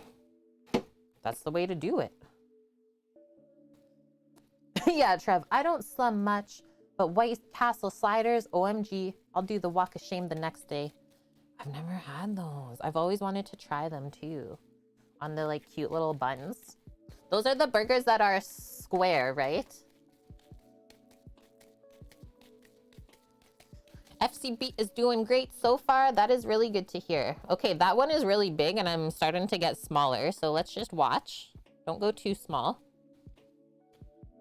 And then the other thing I was gonna say is like, now that we have all this extra grind, if we end up with too much for the amount of burgers we're making, just vacuum seal it and freeze it. And then you just gotta take it out and we can even make meatballs from there.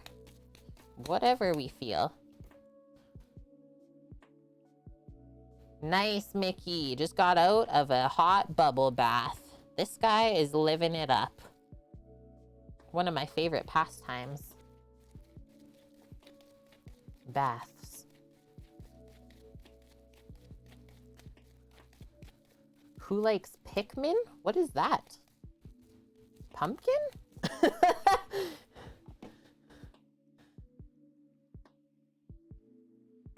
Yeah, you need some little rubber duckies. And sounds good, Bonk. I hope you guys have a wonderful brunch.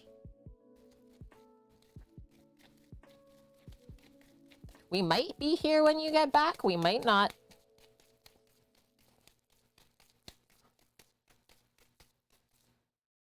Oh, it's a game? Pikmin? Yeah, I don't know. Never even heard of it. Sam played the old one? You're gonna hit the store too? Okay, well, stay safe out there, okay, Bonk? Hope you guys don't have to wait too long for Bruncharoo.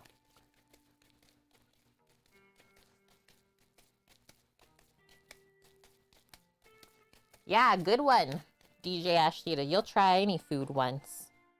You want to try blood sausage? It's supposed to be unreal. I've always been wary. I've tried it before. The one that I tried, I only tried it because I knew exactly what was in it. Like, another sous chef was making it alongside of me. So I was like, okay, I'll try it. But I couldn't have any part in making it. I don't love foods that taste too irony. That's kind of where I draw the line. I just realized I kept balling up the burgers, so I guess we're balling all of them. Who's coming over for a burgie? Liver pate miche, please. Done.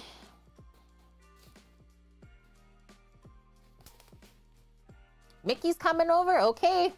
Okay, that's it. They're all spoken for then. Mickey, Kimmers, and Mary, see you soon. Perfect amount. We got 3 extras. Oh, maybe we'll have doubles. Okay, so all I'm gonna do,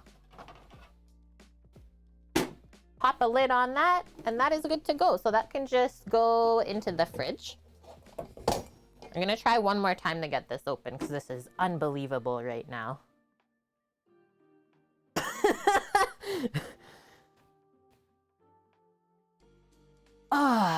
Can't. Had to try one more time. Yeah, see you in 10 hours. 2 to 4 business days. Yeah, imagine.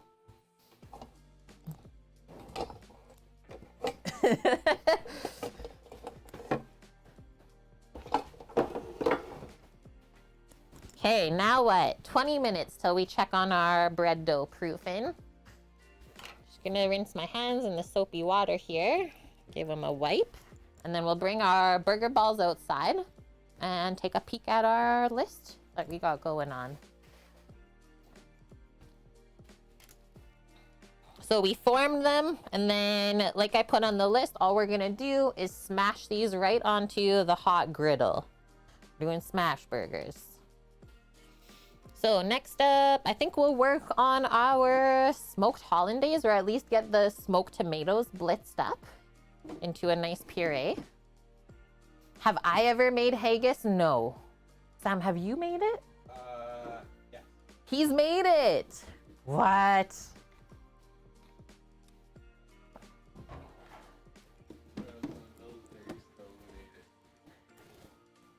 Holy.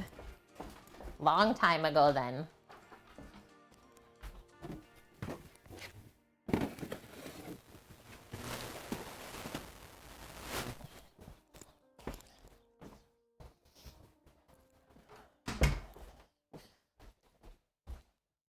Want to peek at my dough proofing. Oh yeah, she's happy. Happy. Got some eggies in here to temp up. Okay. Smoky tomatoes.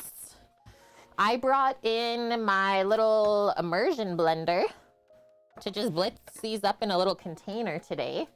I thought that would work good than trying to put that small amount in my big blender. And all I'm gonna do is actually use the bottom of the container from the NutriBullet.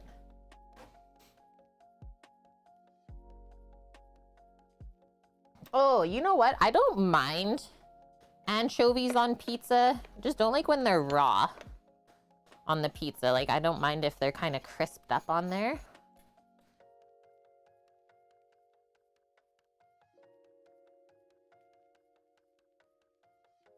Okay, so that's all twisted on and safe.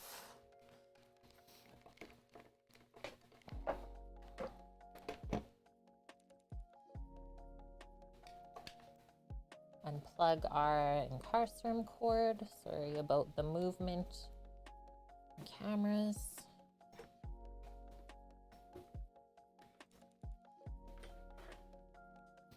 Yeah, or anchovies with Caesar dressing.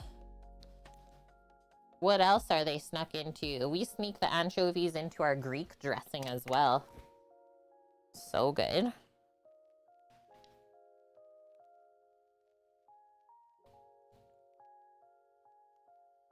Okay, so these were smoked earlier this week. Since Sammy was doing smoked ribs anyways, I just threw them in a little roasting pan onto the Traeger. And then all I did once they were done was vacuum seal them. They were smoked at 225 degrees Fahrenheit for about 6 hours. So now I just want to blitz it up into like a smoked tomato paste. Whoa.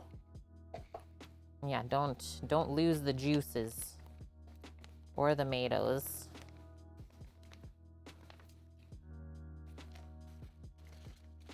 And I just seasoned them with a barbecue rub.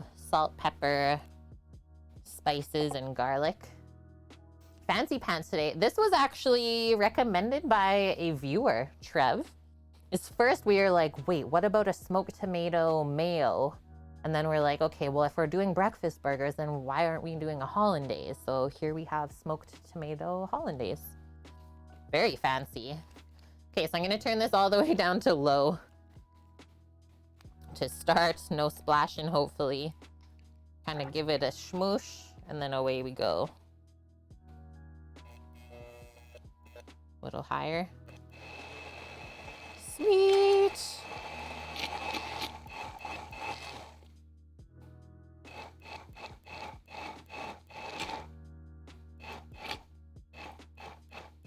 This boat motor, 100%.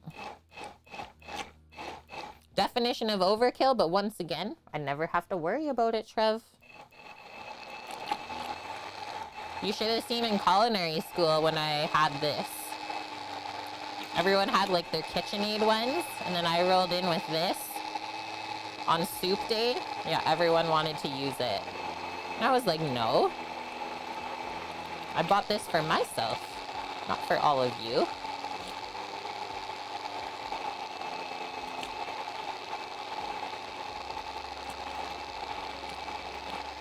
Gonna do it till it's nice and smooth looking.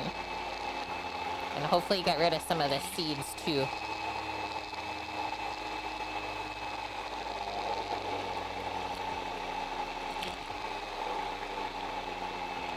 This is looking so good. Yeah, if you get stranded on a cruise ship, you can use it like a boat motor. I don't honestly think I've ever used it at the full speed. Terrifying. Just imagine it being such a mess. So a little higher just to get it smoother.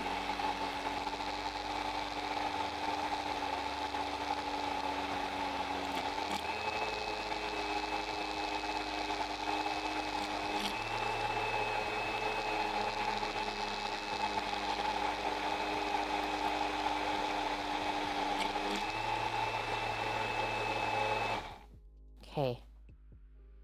Oh, there's a little piece of tomato stuck under there. Good thing I lifted it up. Okay, let's go.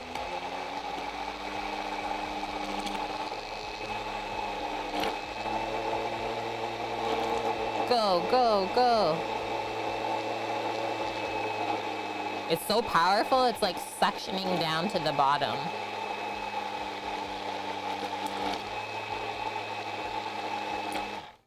Okay. Think that did it. A little tap, tap, taparoo. And then let's see, will this stay here without tipping over? Stay. I just want to unplug it. Safety first. Holy green fang, that sounds amazing.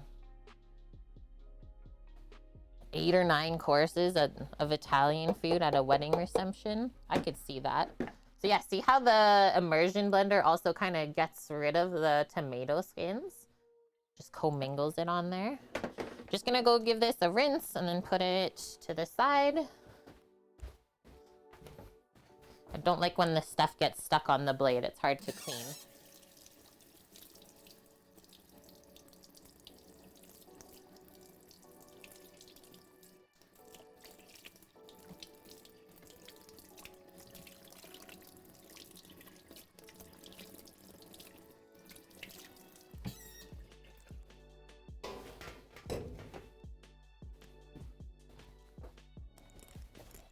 I cannot wait to taste this. I've not even tried any of the smoked tomato yet.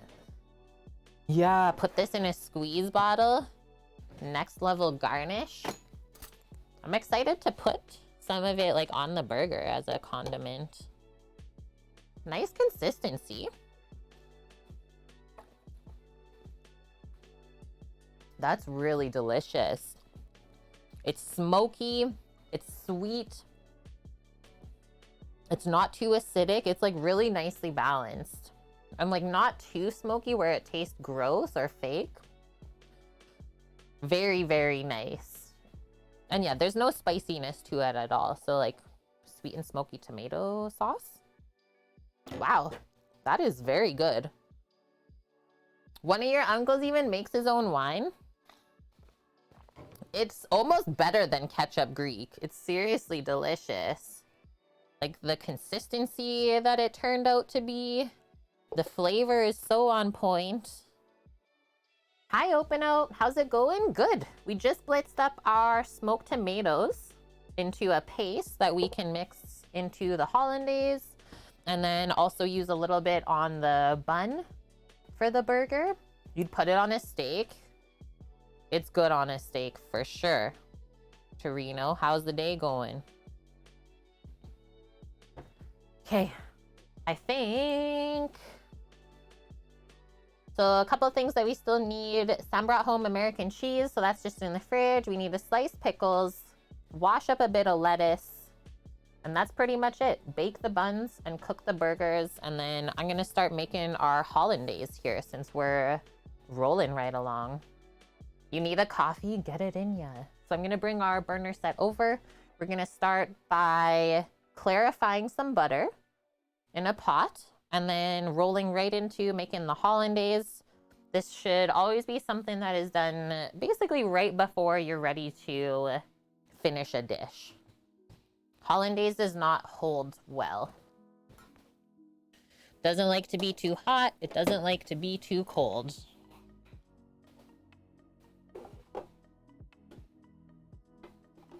Hi, Dave. Been lurking since the start. Dave is running on empty. My dude, make sure you take care of yourself. This is important.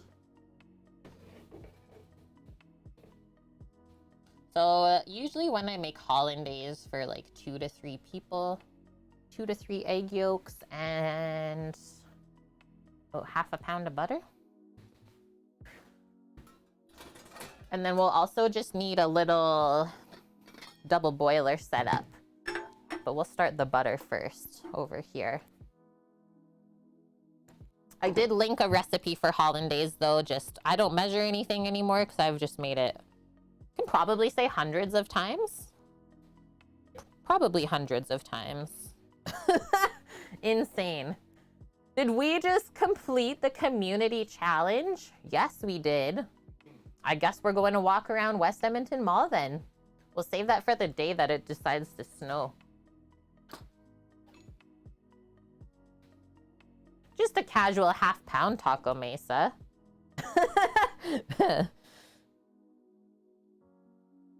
Well, you don't want to be left with like not enough clarified butter.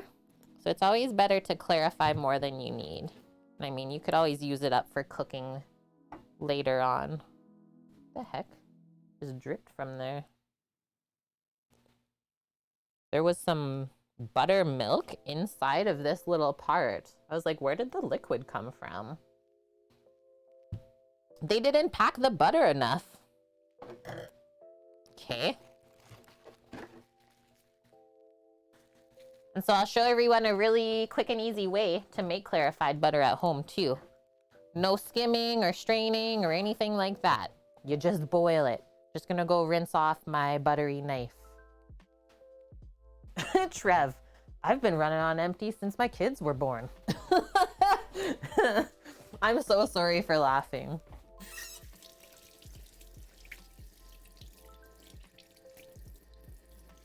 It's impressive what y'all do out there.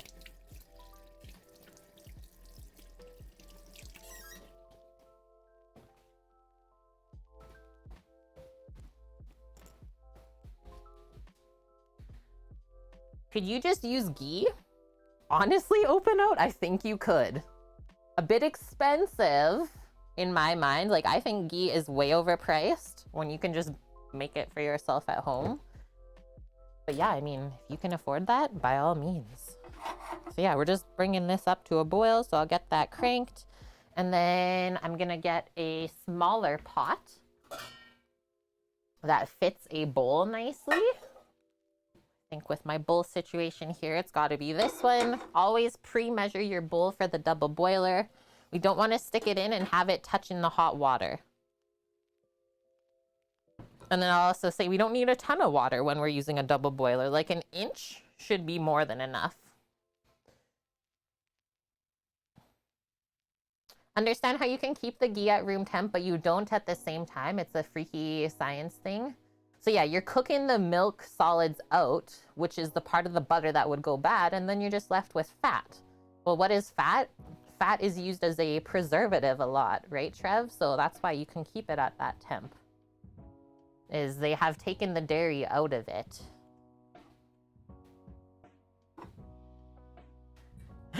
Muffin War, I'm intrigued. What goes on a breakfast burgie? This is what we're putting on our breakfast burgie today.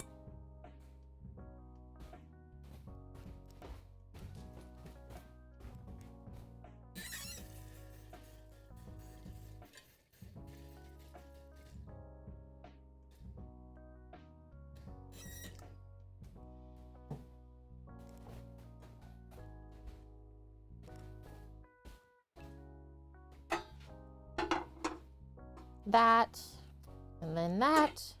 Test fit, we're good to go.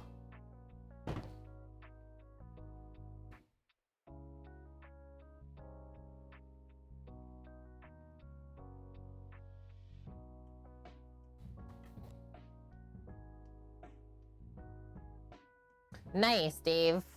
Thank you for the update as well. Oh, you used to have chronic ear infection, so you're on antibiotics all the time? Rough. Yeah, rough indeed. This is going to be so good. Okay, one thing I'm going to prep up just while we're waiting is I like to have a measuring cup to pour our clarified butter into. And I always like to pour it into the glass one just because there's no risk of it melting or anything like that. And then as well, while we're waiting, we can just pop this up here. I don't have it turned on yet, but we're gonna separate our eggs. So Hollandaise is an egg yolk and butter sauce. And then we also add in some acid in there. And then you can flavor it whatever way you want. And then this is also a mother sauce that we're taught in culinary school.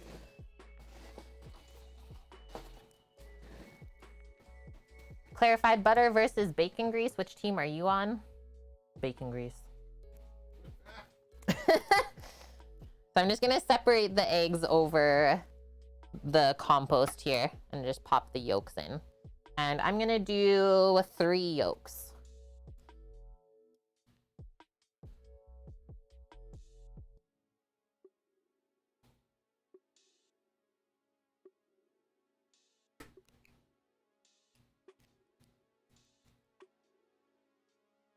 And then, are you saying for the Hollandaise use bacon grease? Don't use full bacon grease, still use like mostly clarified butter because the bacon grease is quite strong in flavor. You'll be surprised by it. Just speaking from experience. But it is yummy though. Gives it a nice smoky sort of flavor. You have to learn Fahrenheit in culinary school. Holy frick, it's been so long. I think we were taught in metric, but I don't know why. Because like when you start working in restaurants, everyone does stuff in Fahrenheit, especially with like oven temps and such, and temping the internal of meats, stuff like that. Just washing my egg hands.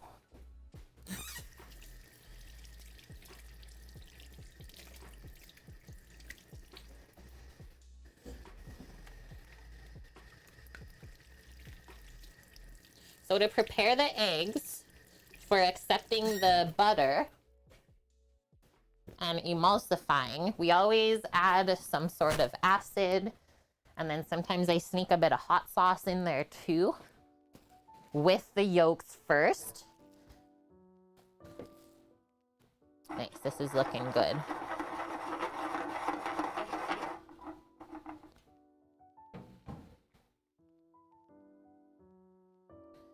Katniss, bacon. You made bacon cupcakes with grease instead of butter? Oh.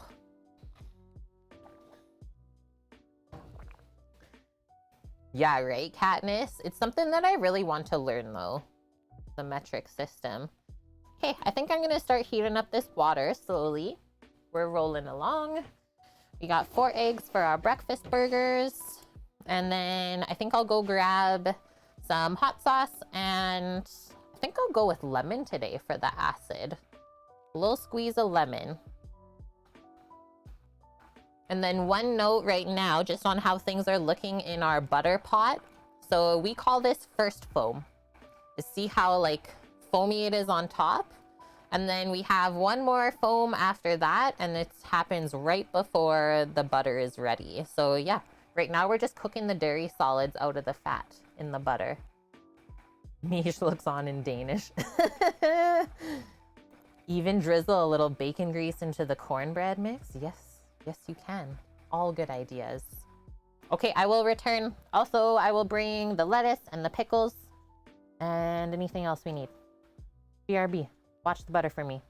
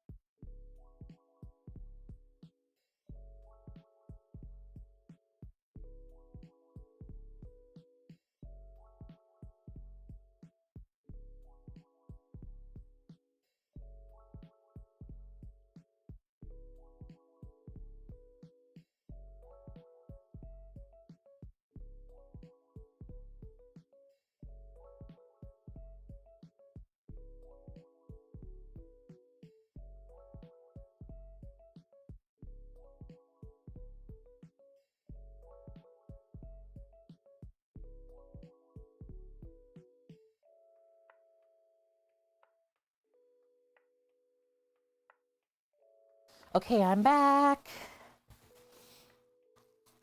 Jesus. Snuck a half lemon. Our picklers that we got to slice up. And then I found such a nice head of lettuce at the store. I was very intrigued by how it looked. Never really seen little lettuces like this one before, but look at it. It's like all these little straight leaves.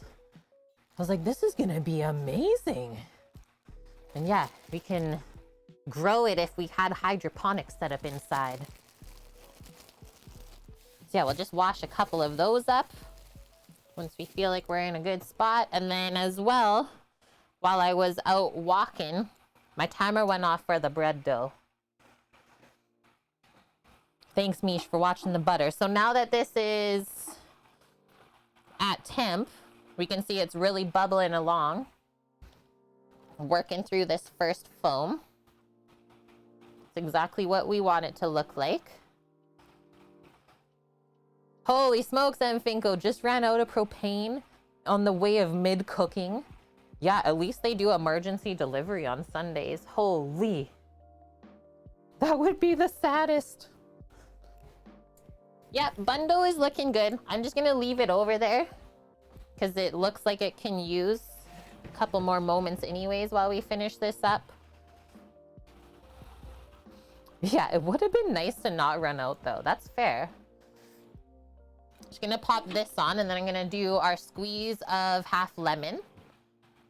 You've been in this house for 4 months, so you're still learning. Yeah, fair enough.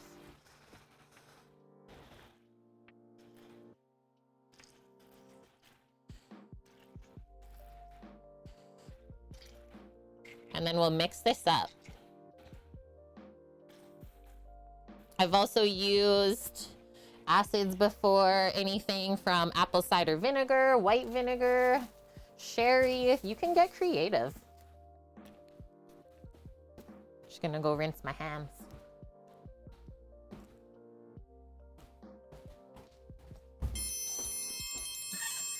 Very fresh lemon hands.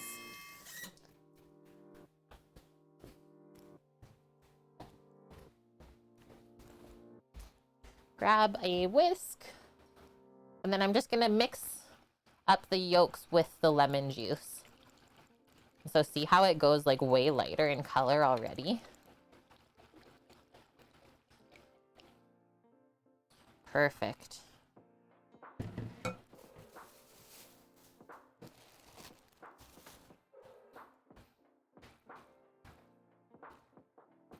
Thank you for the follow, Zell2685. You're not asking me for the wood fire stuff, right, Trev? You're asking Finko. Hot sauce in Hollandaise?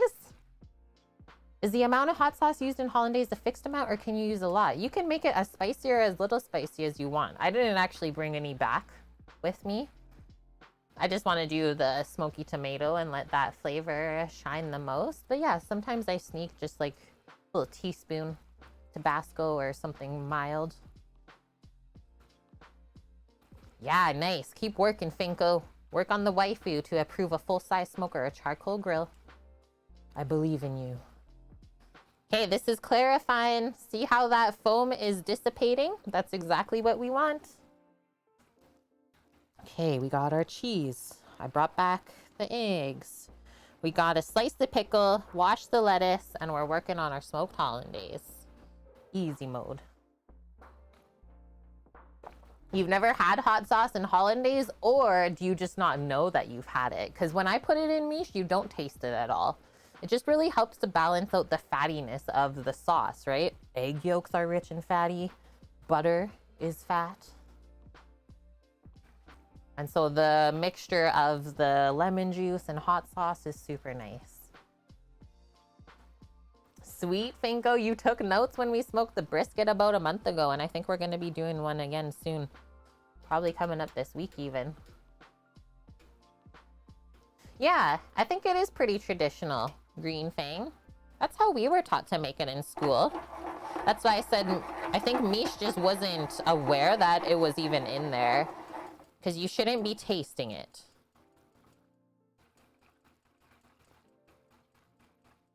Yeah, nice, Mary. You're the one who convinced your husband to get a grill. I love it. And FCB, you put hot sauce in the quiche you make. It's so good with eggs. So good with eggs. Is she just not huge on smoked meat because she's not had any good versions of it? Probably. Mish, you're not dumb. Don't even say that. And yeah, so now the closer we get to this being done, we can see kind of the bigger bubbles end up happening over here. And then I'm also swirling just to get the dairy solids off of the side of the pot.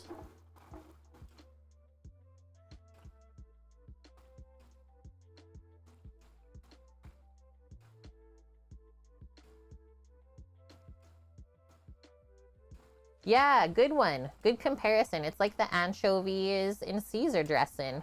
It's there, but you shouldn't taste it. Are we making ghee? Literally pretty much, Torino. May not be certified ghee, but it's Kate's version of ghee. And yeah, I just have this burner completely cranked right now. The highest it can go. So look at that. Now the dairy solids are pretty much gone off the top and the butter looks nice and clear. Oh, now we're getting towards the second foam, which, like I said, the bubbles are gonna kind of congregate together and get bigger and bigger. And then we may also notice the bottom of the pot will start to turn more brown because that dairy is cooking onto the bottom. So just watch. And M. Finko, thank you for subscribing, being part of the kitchen crew for 2 months already. Welcome back. It's great to have you. Happy to be of service and inspiration.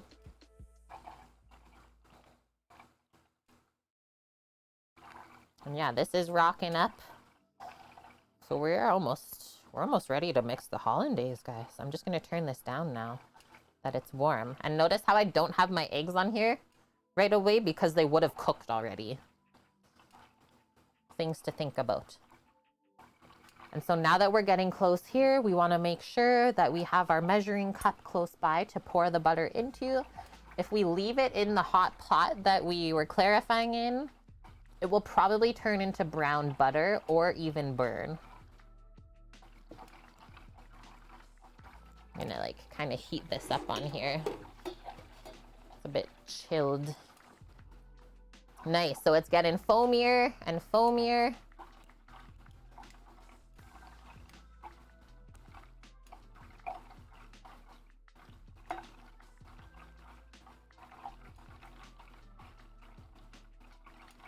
And now I'm starting to smell some nuttiness. So I'm gonna turn this off. And look at how foamy it is, right? And then if we see the bottom, it's starting to brown. We'll go a little bit more just to make sure it's nice and clarified. What? Duck Sauce was your first sub on Twitch? Found us through him? I'm glad you like it here. I am pretty proud of our crazy community that we've built over the years. Very powerful. Okay, I'm going for the pour.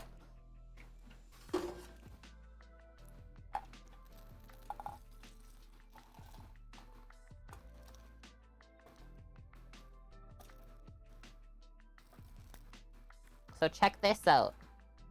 That's what I was talking about. See how we literally cooked it all out and then this is what we're left with. Quick ghee. Quick ghee with Kate. So now we just put this aside, but we don't want that butter to cool off too much. Get rid of that hot pot.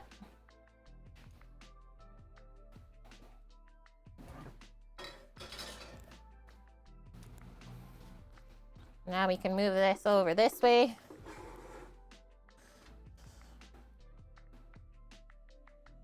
Maybe it was better the other way. Open it up a bit. Move over here, mouse. You're in the way. Yeah, nice, Kimris. Okay, now we can pop our yolks and lemon juice on. Let those warm up a bit. Start accepting the butter. And then one other thing I'll need really quick is just a dribble of water. So I'm just gonna get a small bit of water. And I'll show you why we need that in a sec.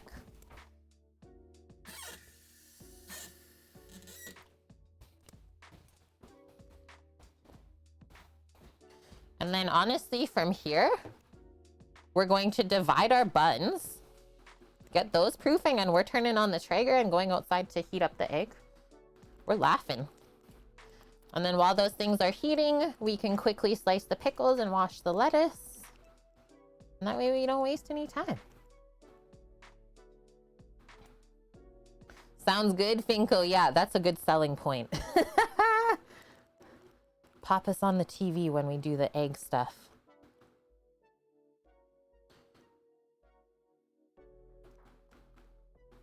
And then we'll notice as the yolks heat up, they'll start to get like kind of bubbly and foamy looking. That tells me that it's pretty much ready to accept the butter.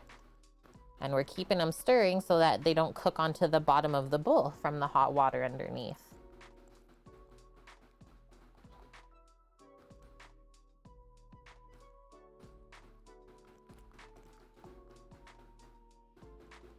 Okay, it's ready.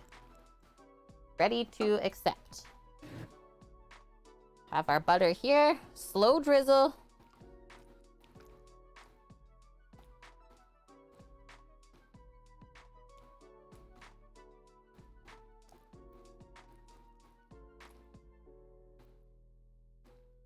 Now I'm gonna take it off of this. So we don't want it to get too hot. And I think all I'm gonna do is this. Perfect. If you get it too hot, you'll cook the egg yolk and then the butter will separate out. Because this butter is still really hot right now, right? It just came out of the pot. So we're already getting our residual heat from there. I'm actually shocked that I didn't make scrambled eggs right away. I think the lemon juice totally helps though. The acid just makes that extra barrier for the yolk to not cook quickly.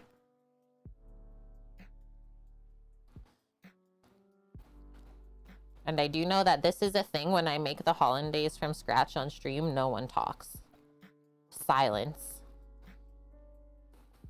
Don't even blink right now, chat. So see, as I'm whisking, it's getting thicker.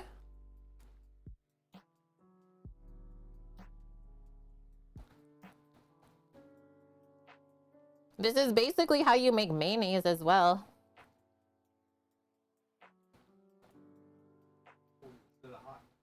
Yeah, this is warm mayonnaise. Okay. That's looking pretty dang good. Next up, the smallest dribble of this. Just to loosen it up. And it will accept more butter.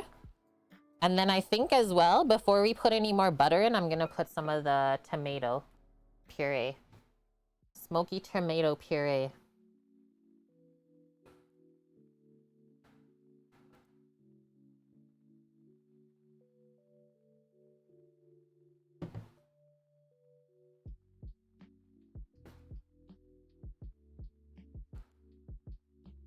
Because I knew that that was gonna kind of liquefy it too, right? Wow. That transformed. Okay, so keep going.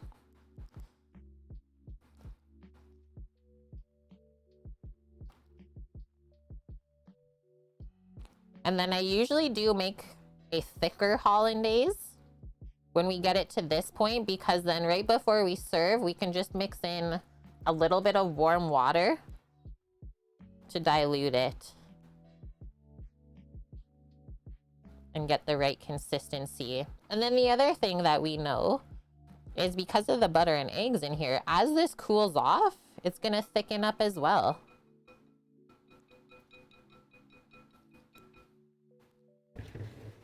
That's it. So now, just gonna taste it. Also want to show the consistency we're looking for. If we dip the back of a spoon and then run our finger down and through, if our swipe stays, we're good. It stayed. We're good.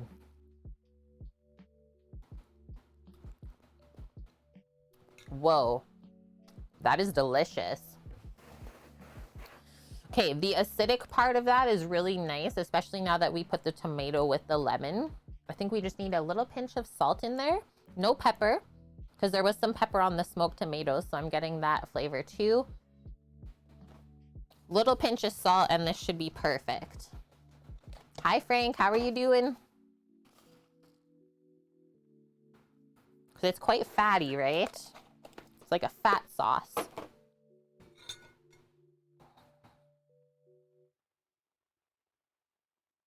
And so, yeah, that's it for the double boiler action. Literally needed it for like 2 seconds. That's it.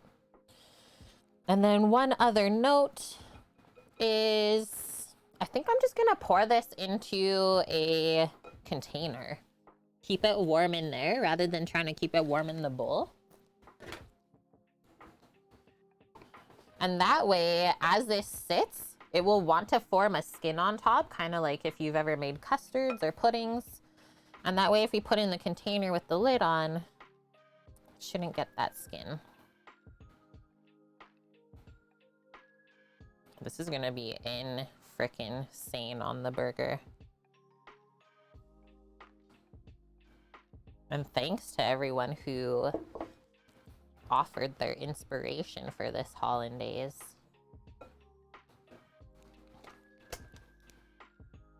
Put your sauces in the oven at 50 degrees Celsius. It'll keep them nice and warm. Good idea, Mish.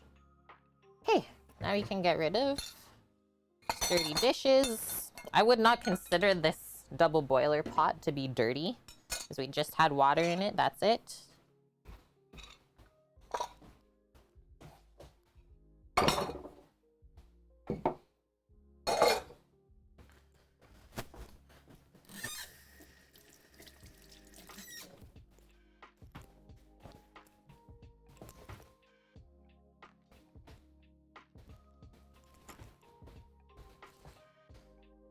Put that aside just for a sec while I'm taking this down. And now it's bun time. And then I think some ovens also have like the warming drawer, Mish. So fancy. You can keep your sauces in there too. But Hollandaise, I usually just like to try and keep it at room temp. Somewhere warm, not too hot. And hi, Tony, how are you?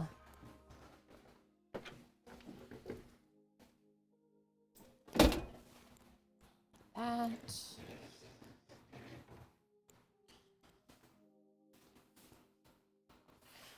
Bun time.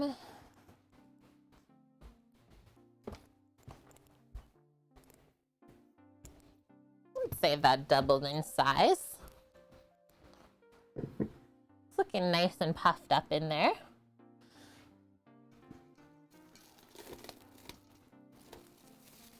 Just gonna turn this off. Don't need it anymore. And then just gonna bring the heater in over here to warm it up a touch more. It's a bit cool for baking today.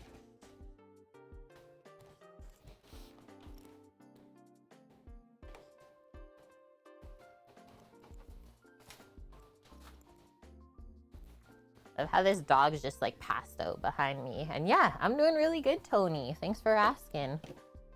So we're gonna grab our bench scraper. This thing right here. Help us get the dough out of the bowl as well as dividing it. And we'll use a touch of flour. And then before we even touch this, we're gonna prepare a baking pan with a silicone sheet over top of it instead of parchment. Silicone baking mat. Works so good. Boom. And then we just put the bun dough balls right onto there to finish proofing up. There's only 6 of them.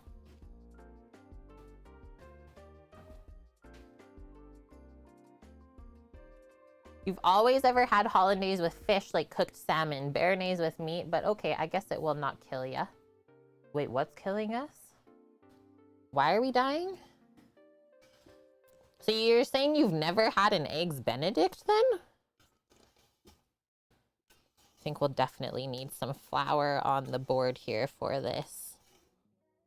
She is sticky. We got some stickage going on.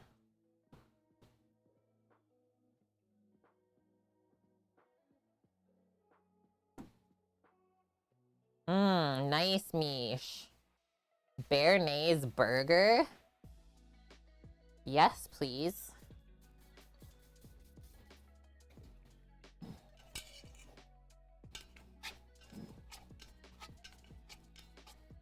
Just gonna do the pour.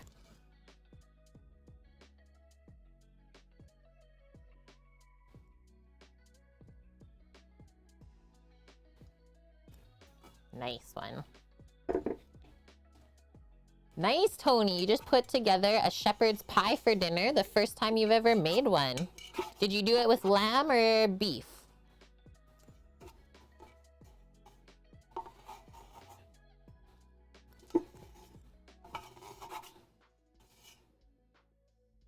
Remember the first time I made shepherd's pie on stream? All of the people from the UK, they let me know that shepherd's pie is made with lamb and not beef.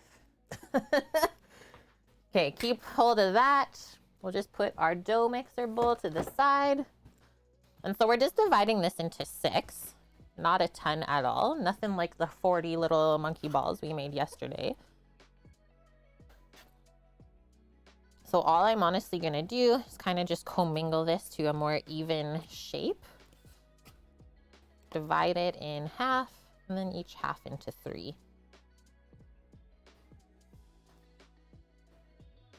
Balls? Balls. Yeah, cottage pie? How dare.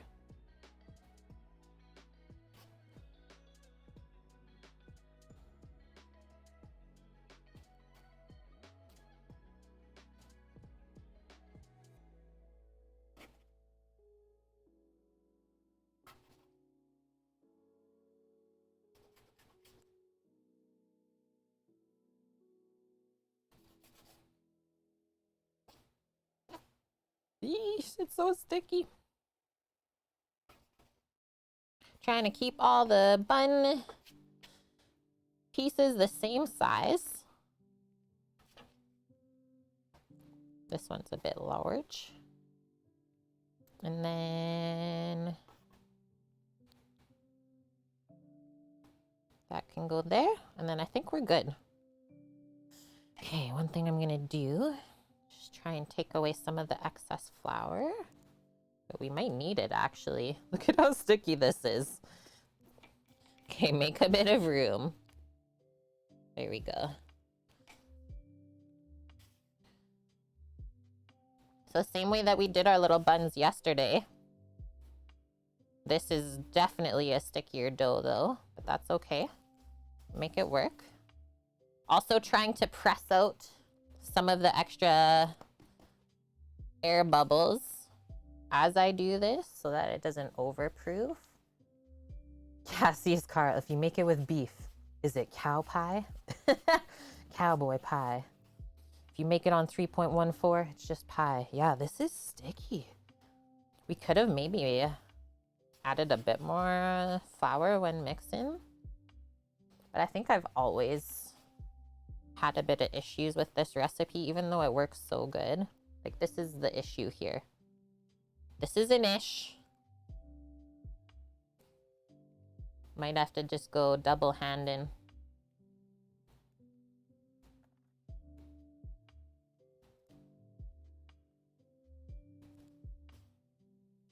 Because the more that we work this, the tougher our buns are going to be. So keep that in mind as well. And then if we use too much flour, then we actually can't ball it up properly. What the heck is going on here? Making me upset, that's what. I don't like working with sticky dough at all. Okay. We got this. There. Holy stickage. Who the heck made that dough? Oh, it was me.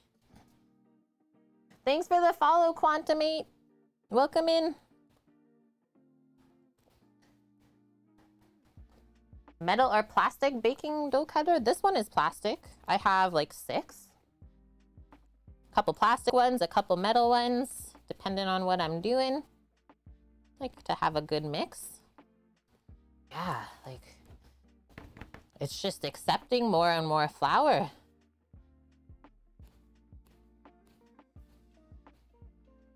There we go. So I just want to show you how I'm spacing them out on this.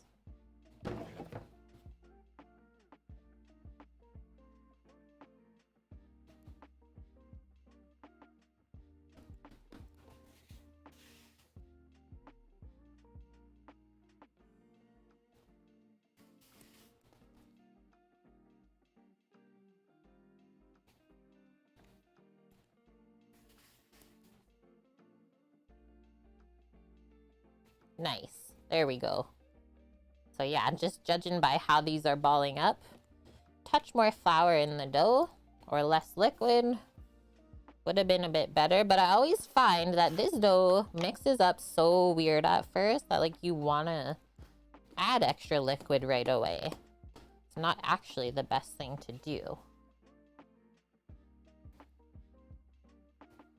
Metal or plastic baking dough cutter? Any preference depending on what? Well, if you're cutting harder things, then you would probably want the metal one. And then usually I use plastic when I'm working with doughs.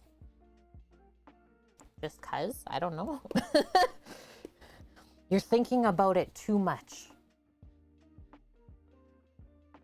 The plastic one bends nicely so that when I'm trying to take it out of the proofing bowl, I can get around the edges and stuff.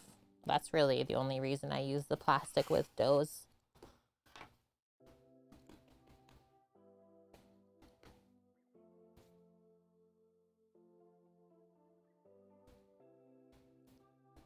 So right after we finish balling these up, I'm just gonna put a little kitchen towel over so they don't dry out as they're finishing proofing. And then we're gonna light the Traeger. 350 degrees Fahrenheit is what these bake at. You can do the same thing in your oven. And then we're also gonna go out and light the charcoal for the big green egg for cooking the burgers.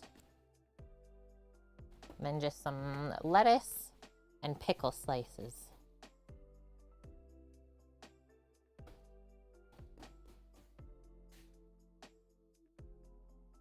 You need to get one, so that's why you ask. You used an old doll knife for too long. Nice. The metal ones? I know I have a metal one from like my culinary kit that we needed, is they asked us to buy metal ones. It's not necessary though. Usually what I use the metal one for is like scraping off my cutting board and stuff like that. So now, clean up all this residual flour and we'll give the board a wipe. And away we go.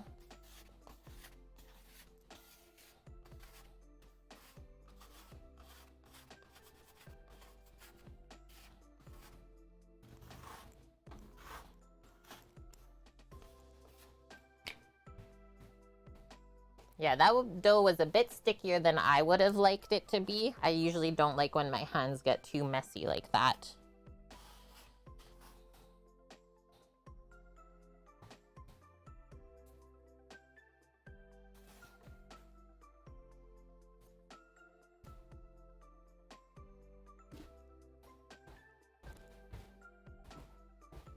Just rinsing that stuff off.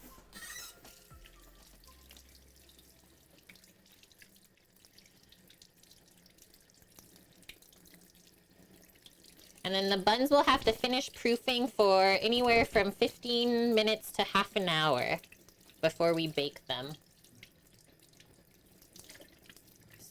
I think that's because we just finished working the dough now, so we need that to relax. Otherwise, they won't bake evenly. The gluten is upset at us right now. We worked it.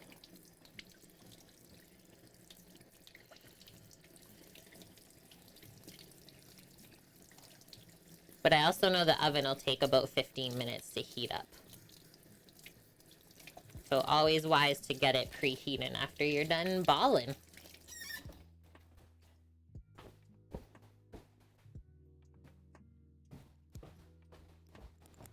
And then, like I said, we'll just take our clean towel here and then cover these babies up. Boom. Good to go. Just put those in a nice warm spot, which is actually inside here right now. Perfect. Get rid of this mixing bowl. And then we'll wipe up our board. And then I think we're going outside.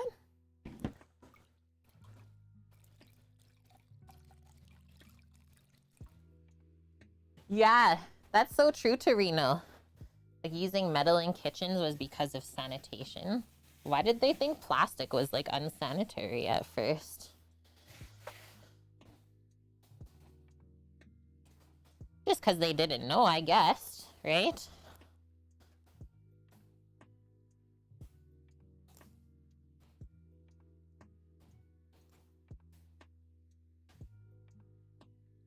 Bought a 3-piece set tikasela that nests together a few months ago. It has a metal one and 2 slightly different size plastic ones. $8 for all of them on Amazon. Nice. Thanks for posting that. I've never had to sharpen my dough cutters or bench knives. Yeah, I've never had to do that. But good point, Frank. Good one. Okay, we going outside? Think so? How's this? Sweet outdoor cam.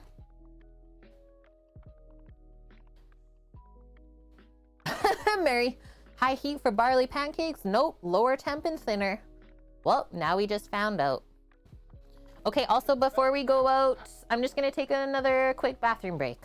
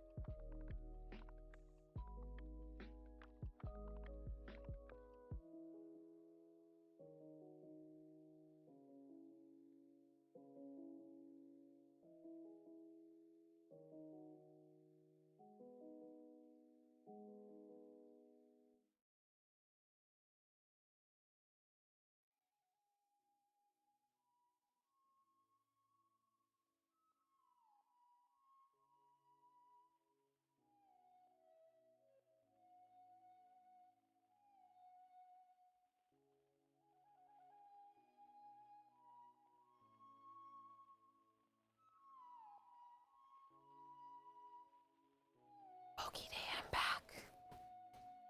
I'll see you outside.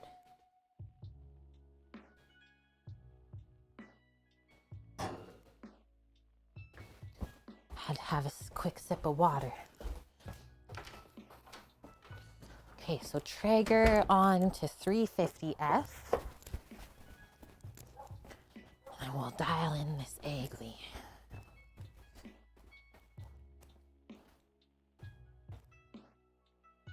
Yeah, we got it with pellets.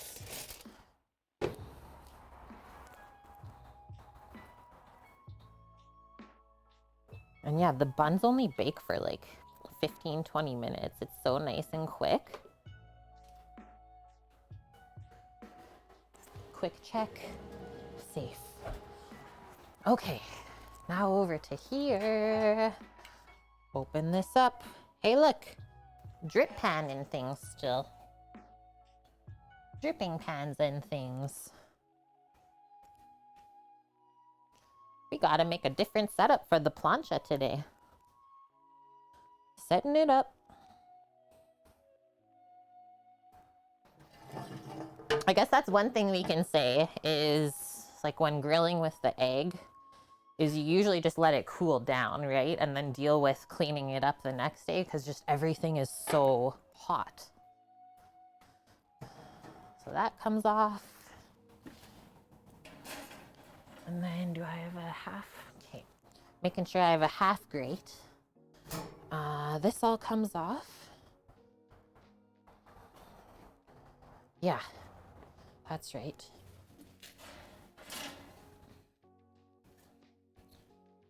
Actually though, I want the nest from underneath. So what I'm gonna do, or yeah, I want this thing.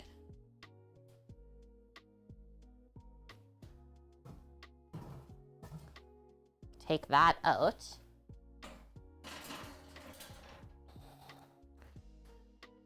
Pop this back on. No, I don't even think we need this. I don't even think we needed that. It's been a while since I did a plancha cooking.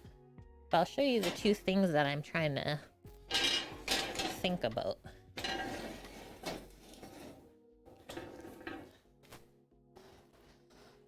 So this, on the one side, I think it'll be going lower down though. Maybe.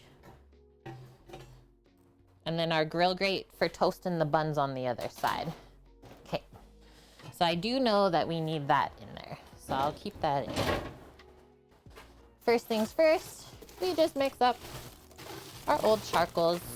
I have a feeling that we might have to vacuum underneath. We'll see. Don't think that's been done in a bit.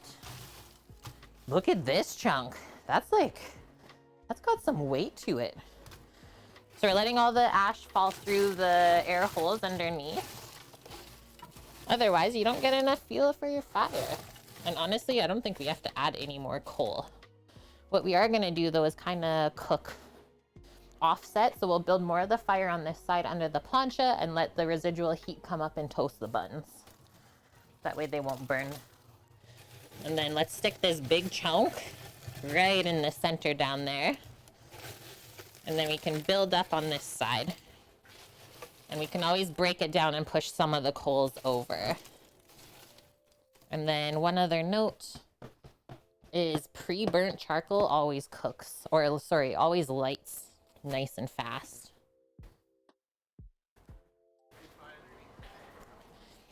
It's okay? Yeah, it's okay. Okay, and the other thing I just checked is I opened up the bottom heat vent there. So now we come in with our Luft lighter, or the Big Green Egg igniter, and we do heat first. So pull back right on the charcoal.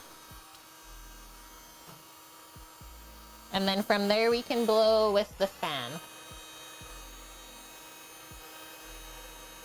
We got Astra out here with us. She's helping.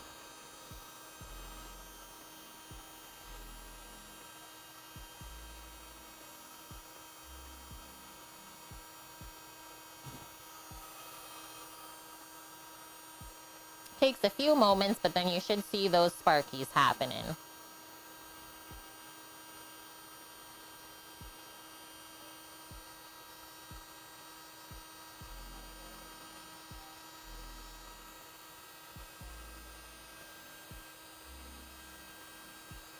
Leave it right on the charcoal, get a good amount lit, and then you can switch over to the fan.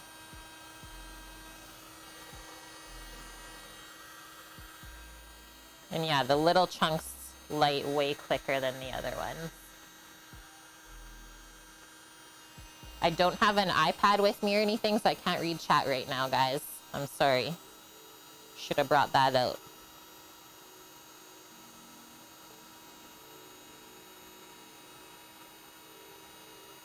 There we go.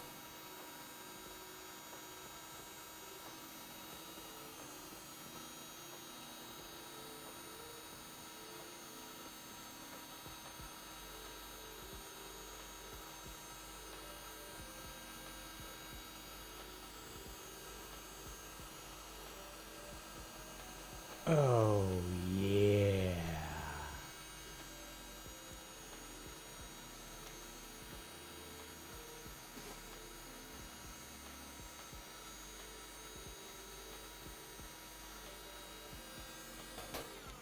Thank you.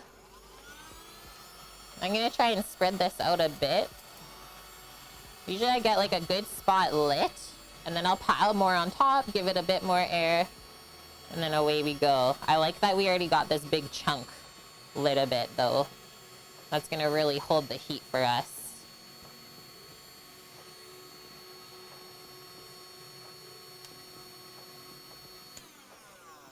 Nice little flame. Just gonna put my egg mitt on. Now I got chat. Do we have any raffles going on? We currently don't, Gingerly. How come you ask? Just because you liked the last time that we had one?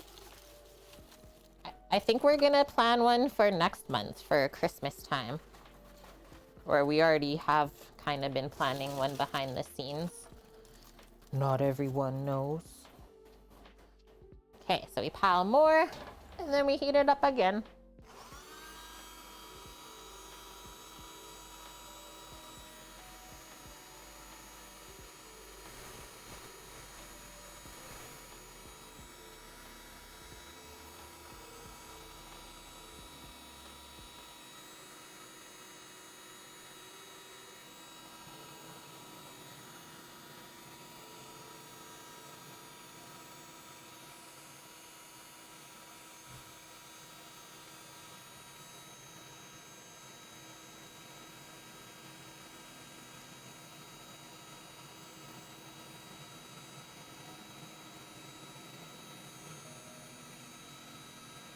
Now add just air.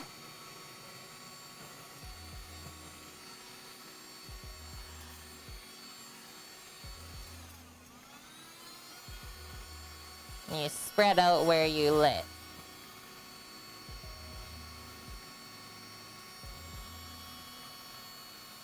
And then we'll pile even more on.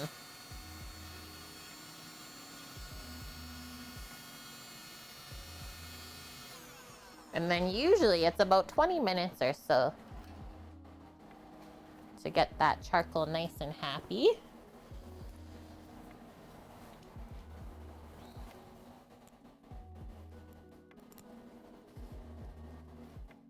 Put that chunker on. Pile it more from over here. If you want, you can kind of spread it out. I'm gonna do one more run with the lighter.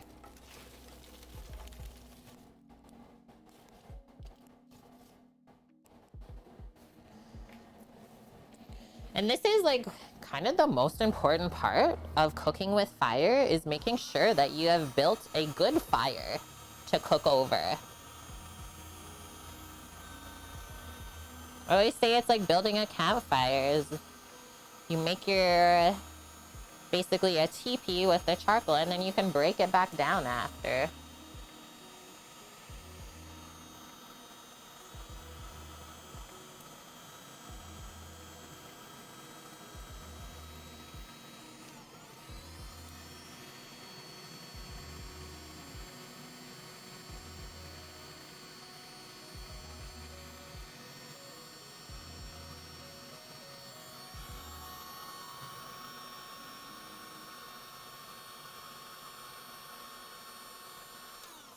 And then I always kind of watch to make sure that we have that little wispy flame. That lets me know that we are a-okay.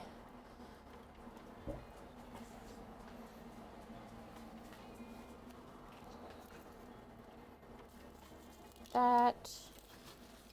Some of those little bitlies in there. And we'll just kind of keep our eye on that to watch as it lights. It might need a little bit more fuel. We'll see. And yeah, really important that we got the bottom open while we're waiting for this. We can also pop this open. Do we go forward or back? I always forget. I think it's stuck. It's stuck. Oh, I can't do it. All this stuff is stuck today. I am weak.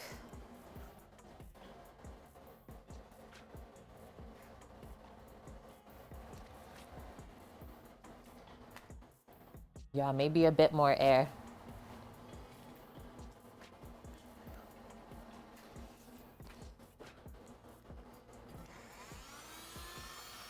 And sometimes you'll also notice, like when it's cold out, it takes a bit more to light it. It makes sense.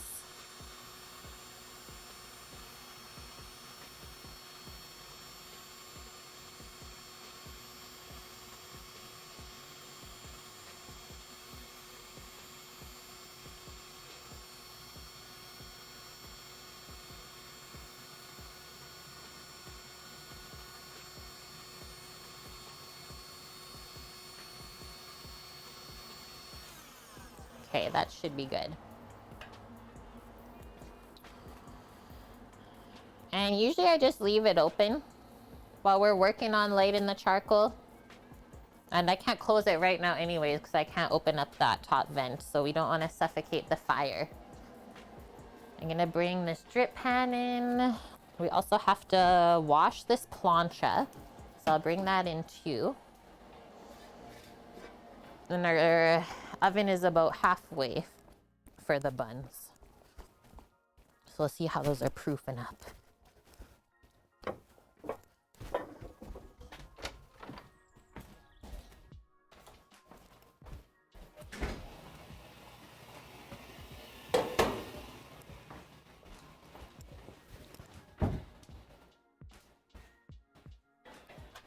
Oh yeah, buns are looking good. Fire, fire, fire, hardly toasted.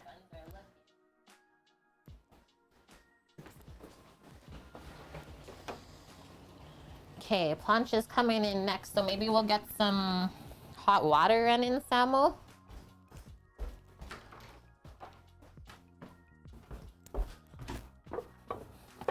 And then while we're waiting, we'll slice our pickles, wash up our lettuce for the burger.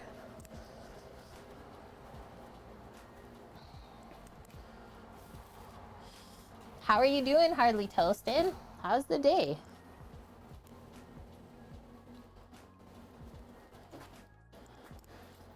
It's looking pretty heckin' good in there. Maybe spread that out a bit more.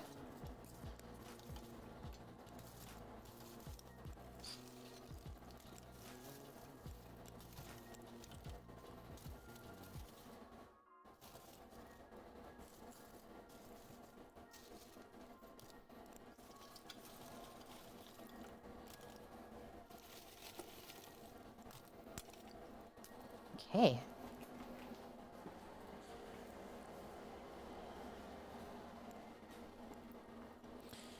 And yeah, you don't need to be like seeing smoke the entire time that this is lighting up, because as you can see, when I pulled some of the charcoal away, it's already red hot under there. Doing good, got out of work, did the laundry, took the doggo to the dog park. Awesome. Sounds like a productive day.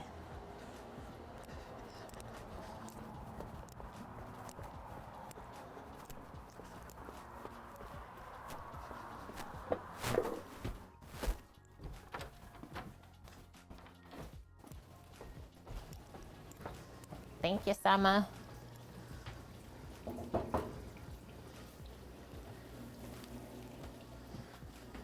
I can do it if you want. No, I got it. You got it? He's got it. What? Spoiled. Spoiled, Astra. Okay, let's switch up this for a sec so we can watch our fire while it's heating up too. Let's go this one. Hello. Hello, hello. Okay, so just a quick peek at the bunners. Check those out. And Sammy turned out the lights in here.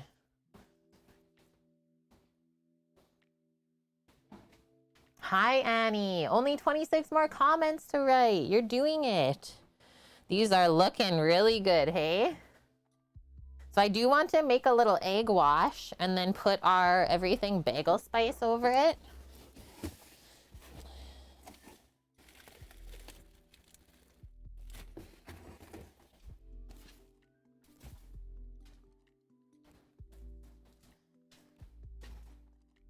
For a little extra flavor, so sesame, poppy seed, garlic flakes, and a little bit of salt. Or yeah, onion flakes as well.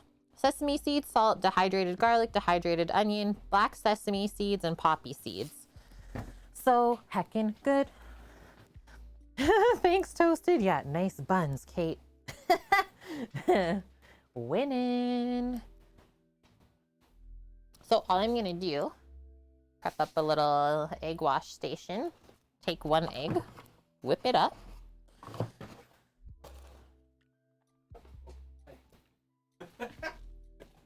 And then we're just gonna dilute it with a little bit of, you could do either milk or I'm just gonna do some water so that it's more spreadable. And then we just use a pastry brush to brush that onto the top of the bun and help the seeds stick.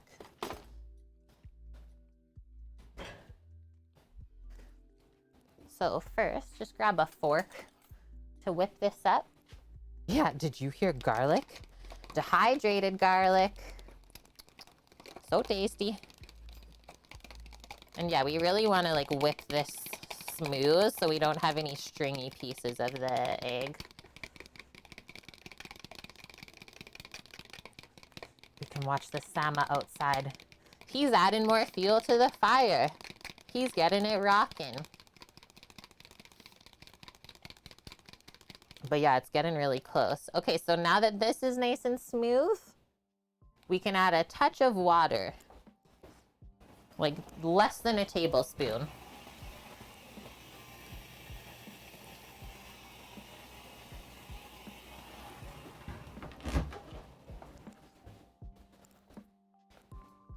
Good job, Samo.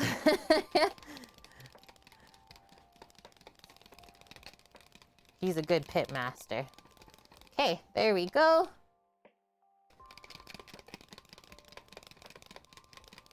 Not too loose that it just falls off of the buns, and I mean not too thick that it's hard to spread, right? Just put that to the side. Nice, look at that fire. Bought yourself one of the fancy Alexas that has the screens on it so you can use it as a cook-along cookbook. Yeah, those are handy, right? We used to have one too. I liked it. They're pretty powerful little devices. Like, can't you watch TV on it too? So that was a bit extra egg wash. I don't love when there's too much around the bottom and it like gets kind of hard and eggy underneath. So distribute it. And then don't poke the buns either while we're doing this.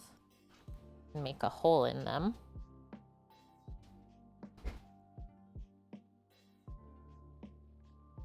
Go, Sama, go. Yeah, and the sound on it, that's true. I always used to like pump the jams when I would be cleaning up the kitchen.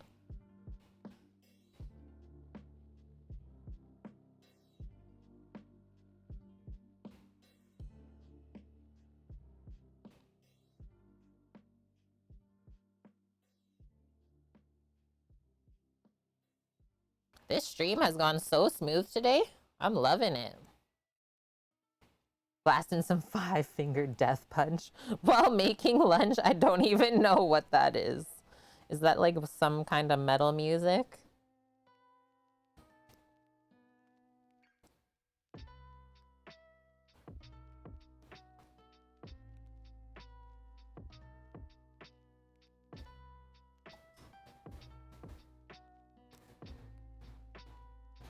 Bam.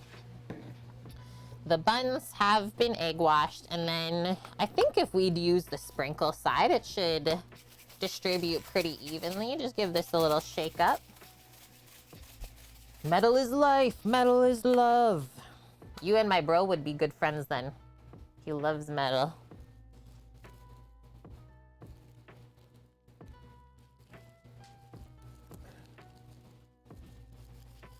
Good shake of that, because why not? Add a little extra something something. We're being fancy like that.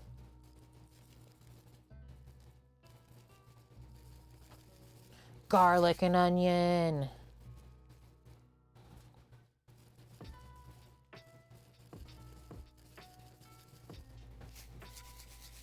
Looks nice too. Thanks, Hardly. It tastes so good. It's like an everything bagel, but not the bagel, but instead a burger. Okay, we didn't get any poppy seeds really these first couple runs. There we go. All right, gonna get rid of my egg wash real quick. Put this to the side. And then is it almost time to put the plancha on there and start heating it up? Yeah, you can do that whenever. Okay, 3 p.m. And then the only thing we have left, slice our pickles and wash up a little bit of greens just for color, honestly, on the burger. Yeah, everything seasoning goes well with a lot of things, right?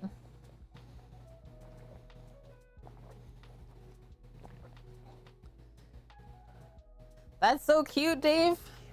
You got ketchup mustard babies outfits?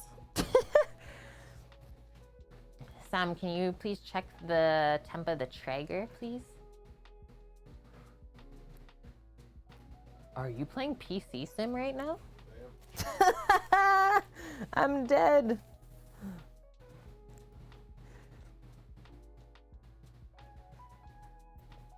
Let's do this one.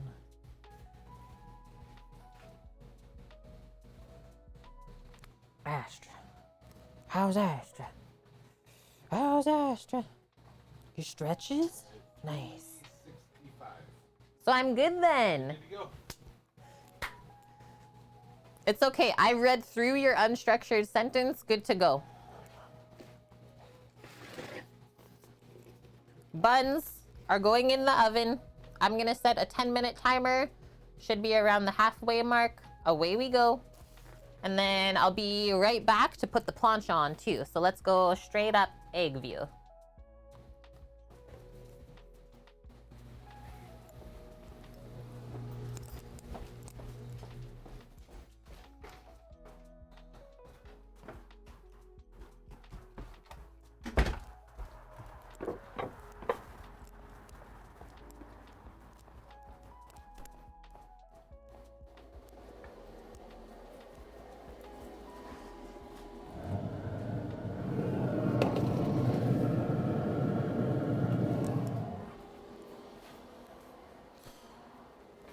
Minute timer.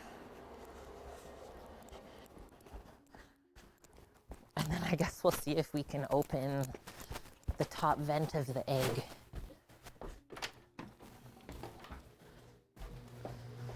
So I wasn't able to open the top vent of the egg before. I might need help. It's really stuck.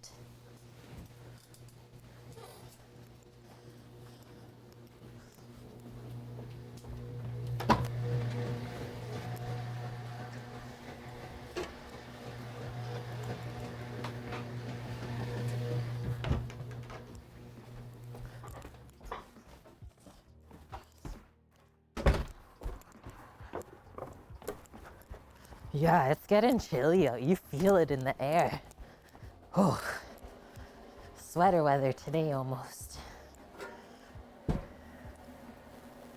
Oh, thank you. It's rough. Oh yeah. Okay, so we have to break this down just a little bit, just so it's not too close to the plancha. Before we put that on even. Look at that though. Holy.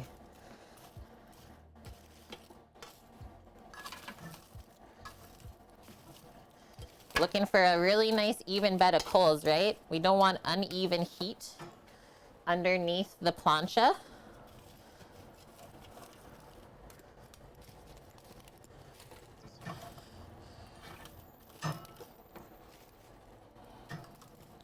There.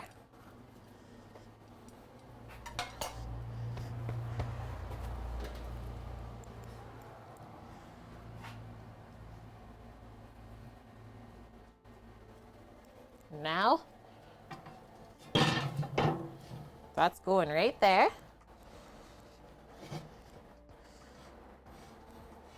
Boom. We'll just do a quick oil before we cook, and then for our buns on the other side, we'll get this heating up. Are we gonna top it up or lower? Maybe I'll go, if I can fit it. Can I fit it lower? I don't think I can fit it lower. I can fit it lower. There we go. And yeah, we'll get that heated and then scraped off so we can toast our buns. Oh, sorry, puppers. So for really even heat up on the plancha now, I would recommend closing it. So you start getting the heat all around it rather than just from the bottom up.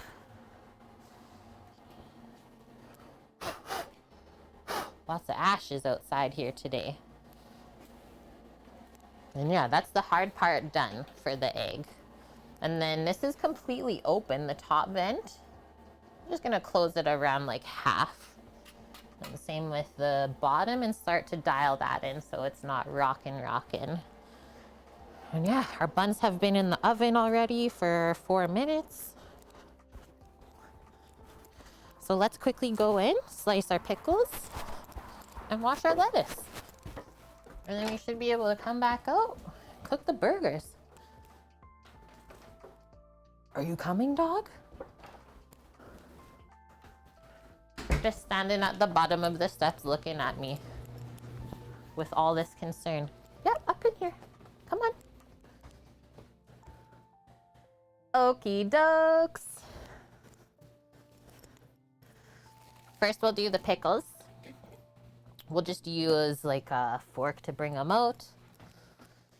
Do nice thin slices lengthwise so they don't fall out of the burger.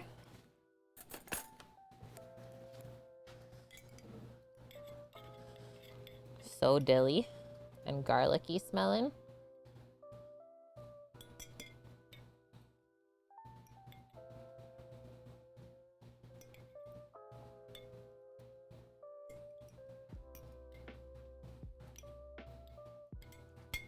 These are the babiest pickles ever too.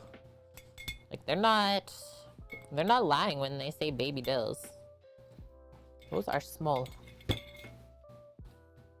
Only one of these I gotta trim up. No stems allowed.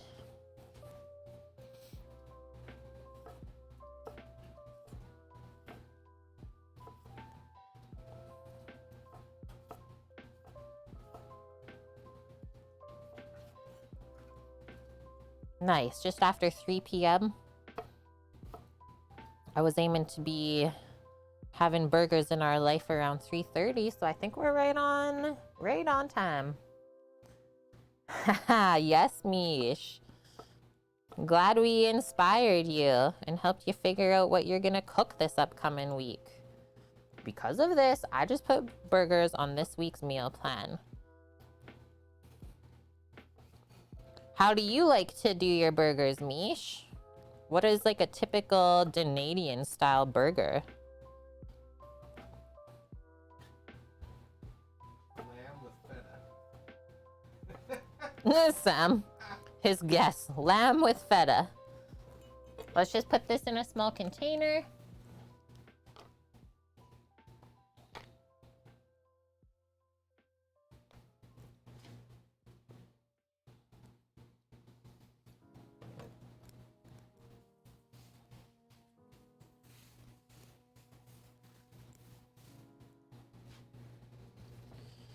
Rinse that, and now it's lettuce.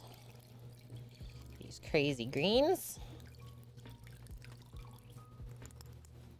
You'll look for what's on sale usually. You don't really have Danish burgers, so you just make burgers American style then, we can say. Okay, we'll get our salad spinner.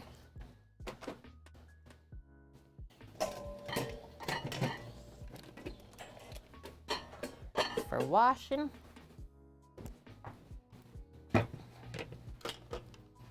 And I'm not gonna cut all of this off. I think I'm just gonna trim around what I think we'll need. Gonna cut down here. Should be more than enough. Just kind of take off everything that I trimmed. Yeah, that's lots. This is like a baby romaine looking lettuce. But yeah, I liked it because of like how long and perfect the leaves were. It's like, this is gonna be great on a burger. Canadian style burgers, love it, Mish.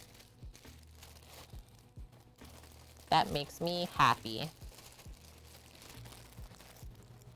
And then before we even wash, let's just pick through, because I noticed that there was some leaves with some dark pieces on them. They got a little bit sad. We just pick that off first. We don't want that to get like mixed in and lost with this and then sneak it onto someone's food. That would be sad. So now, take all that, kind of fluff it into the the salad spinner, and then we'll just go quickly rinse this under cold water. Spin out the excess. And away we go. Almost like watercress, but yeah, it doesn't smell peppery at all. It's like a baby romaine. A bit bitter, but not like too bitter where it's like, Danish burger, patty, pickled beets, onion rings, mustard, remoulade, ketchup, and pickles. Whoa, that's a lot going on there, Mish.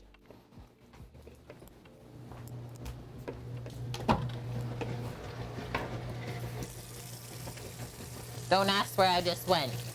To another world. No, I'm just joking.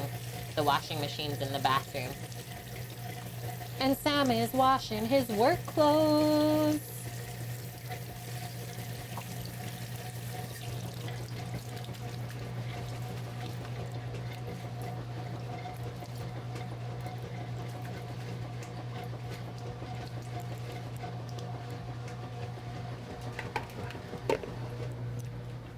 Spin it to win it.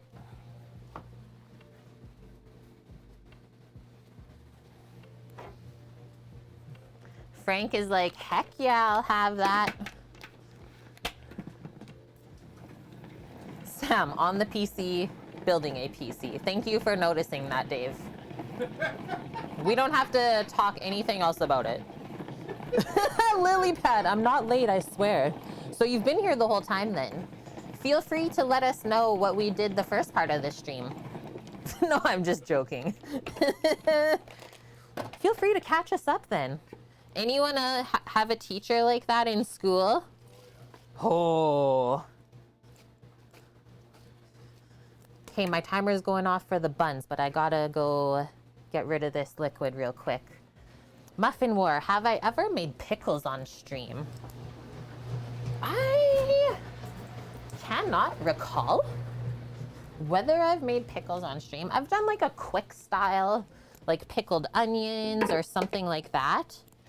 I don't think we've actually done like the whole canning process of how to make pickles.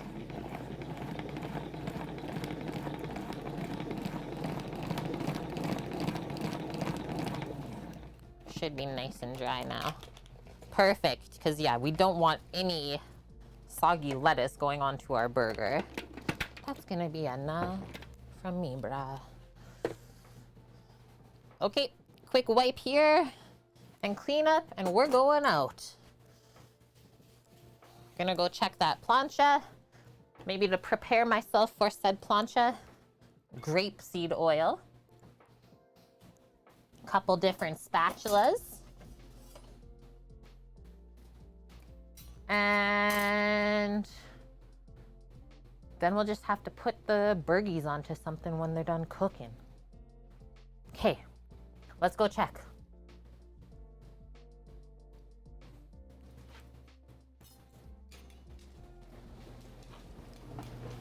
The dog is like running. She's like, hurry, the timer went off. She knows, she honestly knows. What are you running for? You're being wild. Before we check on the egg, friends, I just gotta swivel the buns.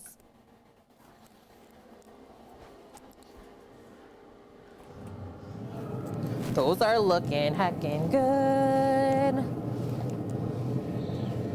Looking to be about halfway, but I think I'm gonna actually rock the temp of the Traeger up just a touch. 370F from 350. Nice. Dial on the egg is reading 200 degrees Fahrenheit right now. You've had breakfast for lunch and dinner, but I never had a breakfast burger. This is interesting. Eric, swivel the buns. Nice. She's feeling good. Might open that up a bit more. And now I'm just prepping. Let's oil this so it kind of seals it before we start cooking.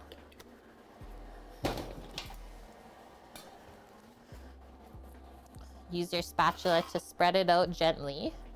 Remember, hot oil terrifying. Don't splash. No accidents.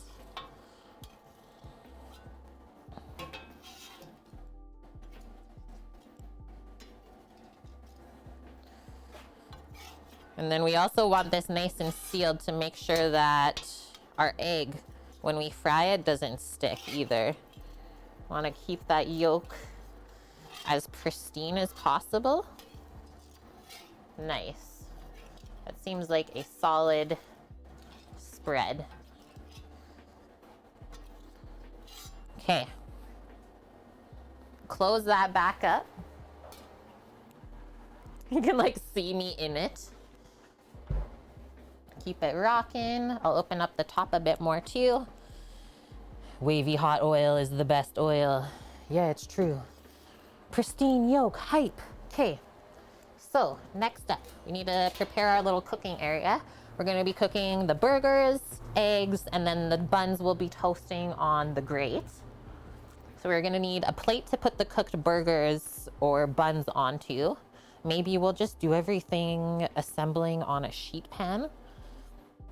Just put the bun or the burger right onto the bun and then bring it inside with everything else. And let's not forget our cheese. So what I'm gonna do, go back inside right now and start commingling all that stuff. I'm just gonna reset my timer for the buns too. Hey Siri, 8-minute timer.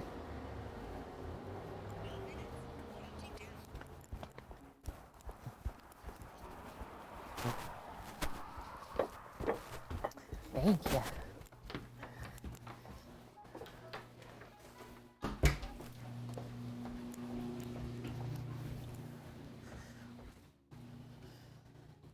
Okay, so sheet pan. I like to melt the cheese onto the burgers, right? So that's why I said, let's make sure that we bring our cheese out. And Sam brought home American cheese for us. My Siri's Irish. Oh yeah, Sam's Siri is Irish. Whoa, okay, so let's try and separate these. Those are thick. Are these 2 slices or 1? They're back to back, like. Whoa. Okay, let's just kind of like shingle this so it's easier to drop on the burger when it's time.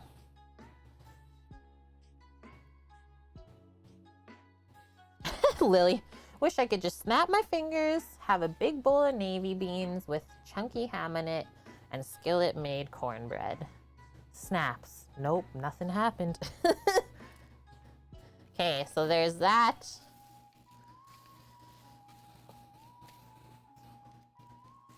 I guess we'll just cool the buns off out there and then slice them open. So I'll pop my serrated knife on here then. We got our spatulas out there, so that's good to go. And then lastly, let's fill up our salt here. A little bit of salt on the burger because we did the pastrami meat and fat ground in too. We can dial it back a bit. Not as salty as you think. It's not that salty? No. Okay, thanks for the heads up. And then if we want some fresh cracked pep, so bring all that out. And then I just got the burger meat chilling outside. And yeah, everything else is ready for the condiments in here. We got our smoked tomato spread, smoked tomato hollandaise warm in here, and our sliced pickle and washed lettuce. That's it. Oh yeah, eggs. Sammy says the salt isn't salty. Hey, sometimes the salt isn't salty. Kraft American cheese, so we only get the Kraft singles. Is really the only place that gets American cheese in Canada is restaurants. We have found this out the hard way. Okay, back out and away we go.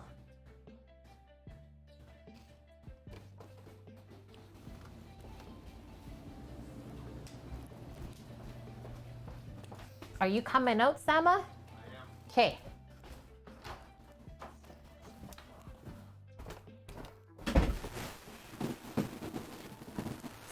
Burgies.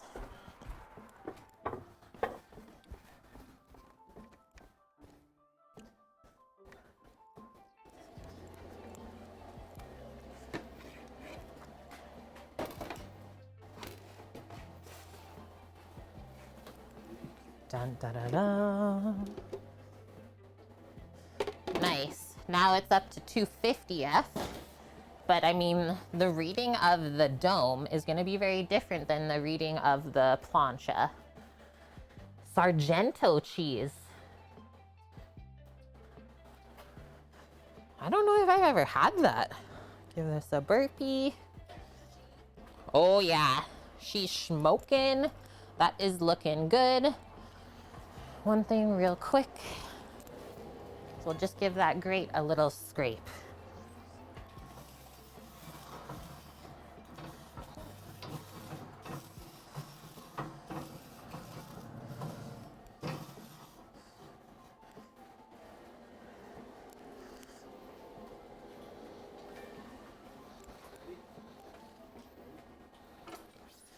Close that back up one more sec. She's smoking. Scrape that. Great. Everyone's ready? Everyone's ready. Okay, wait, but we don't have buns yet. Ready, Almost. But still.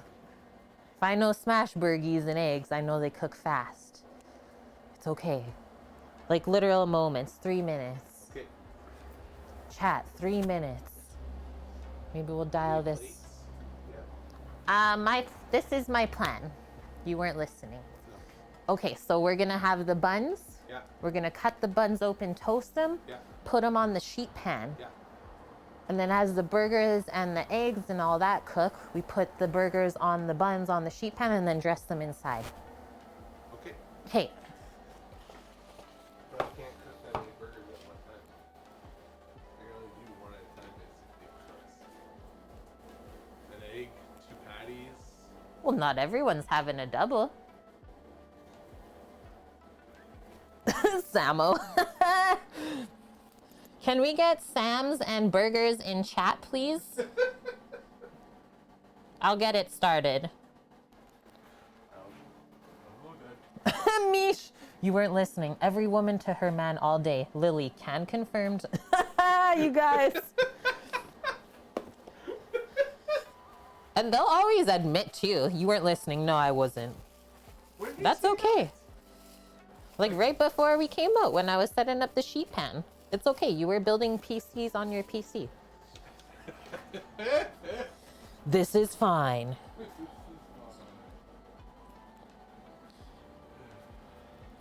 Torino, husband, this is my opinion. Wife, you are allowed your opinion, but you are wrong. This is the way. You like that, Eric? Building PCs on a PC? I build your burger first. Yeah, Build brands, and then I build mine. I think so. Before we build brands, I build yours, and then I build mine. We can do it that way too.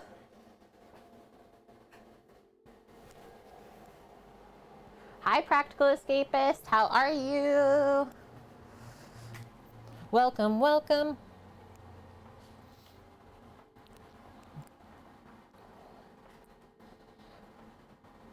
Is building a PC on a PC like having a burger on a burger? Almost. Close, but not quite. Mish, too good. Trino needs help swapping out your PSU and CPU cooler fan? We can do that. You're doing it tomorrow and you're nervous? Like, Sam has built mini computers. Okay, ready? Wait, that wasn't accurate. Did I set a 2-minute timer? No. This one. Seconds away. Seconds. I'm checking the buns. If the buns look good, then burgies are going on. Holy shnikey, they look good. I just want to make sure that they're baked through. Chat. Look at them. And the everything spice smells insane.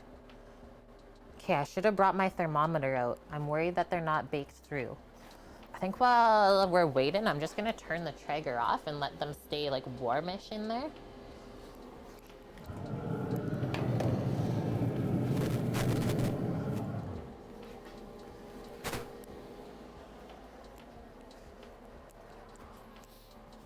Big balls.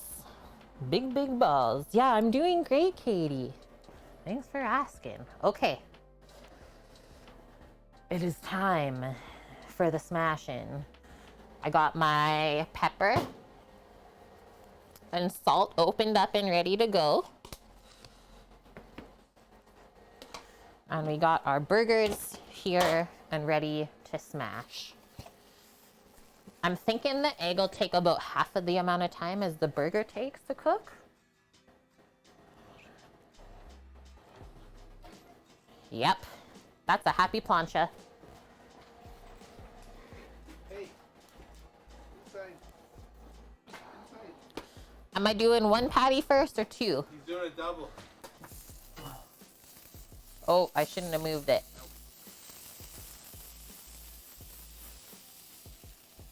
Holy, that's hard to smash. Put another one on. Put another one on. Sammy's doing the smashing. I'll put it over in the center here and just leave enough room for the egg over there. Thanks, Sama. The Sama smash.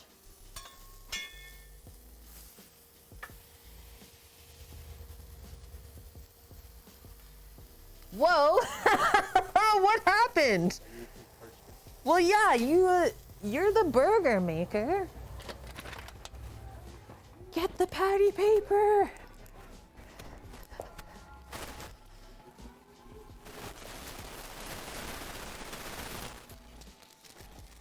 Yeah, let's go.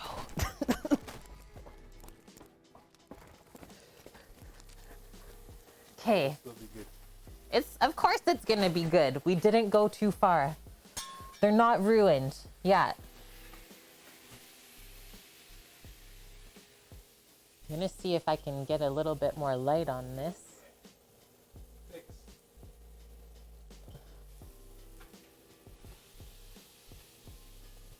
We have light.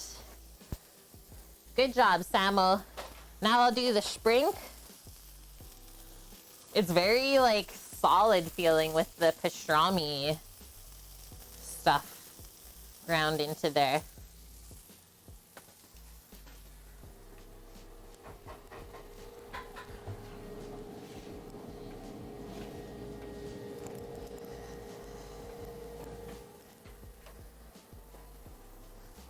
And then your cheese is here.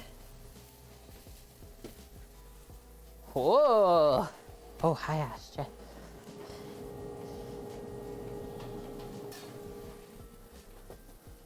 Look at that.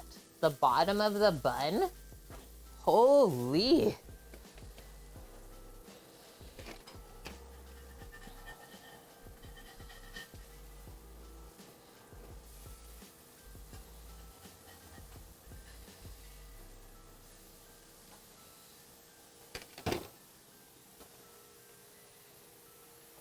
Yeah, a bit warm. Just, I want to show the slicing open, how it gets a bit gluey.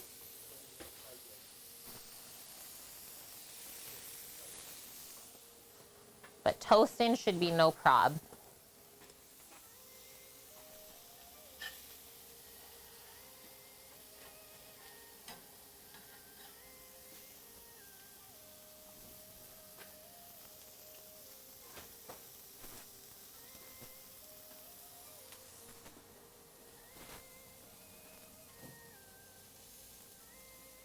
My heckin' goodness, Lily. Quick close up just to melt the cheese and steam burgie through. Also help cook the egg on top. You will need a plate. Oh, okay. Can I have a plate, Bran? Please?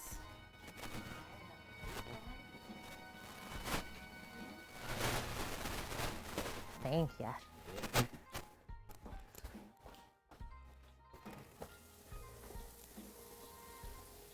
Nice. Plate has been acquired. You gonna run inside, grab the burger real quick, show them, then run inside, and I'll get the next burger. Uh-huh.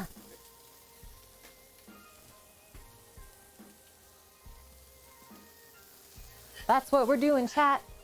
That's what we're gonna do.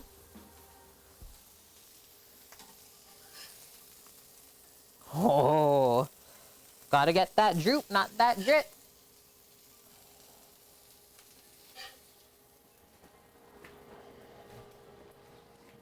Thank you. Quick, quick. Running inside to dress. Single, double. Single, please.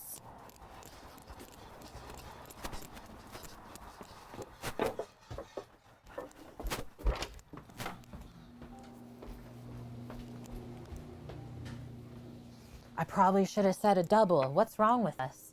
What's wrong with me? Okay. Okay, real quick.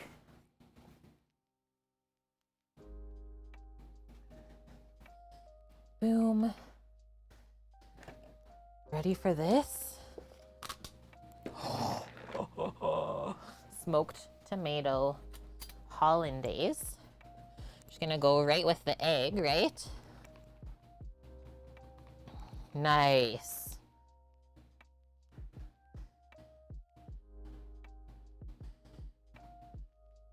I like when the hollandaise like mixes with the egg yolk, right? And then for extra smoky tomato goodness, just a little dollop on the bun.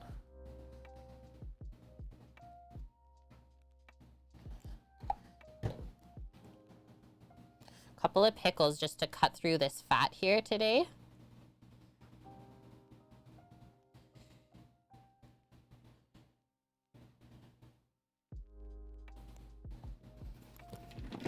Lastly, handful of this,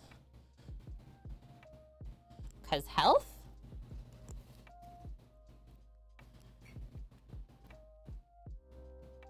Okay, see you out there. I'll show you the stack when I pass by. And then the big thing about this now, don't drop the burgie. Be very afraid of gravity. Astra, don't trip me. Good luck, Brandon.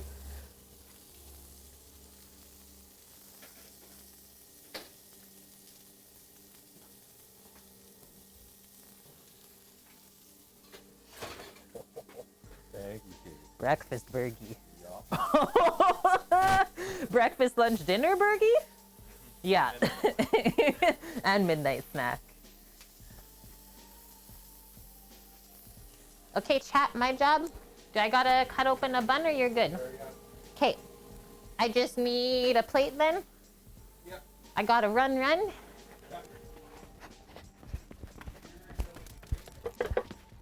No egg, please.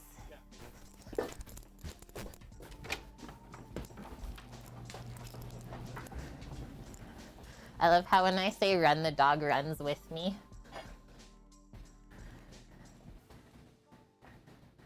This is looking insane, Chris. Welcome in. Come on, Astra. Come on, Astra. Good girl.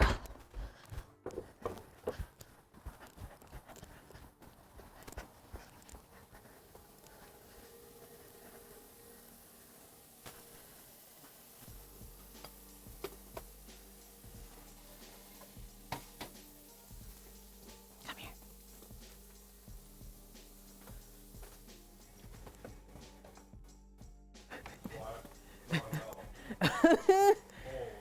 The smoked tomato is really good, hey?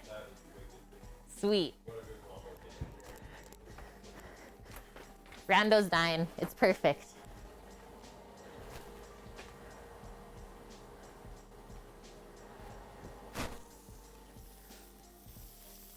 Oh, you did a double. Phew.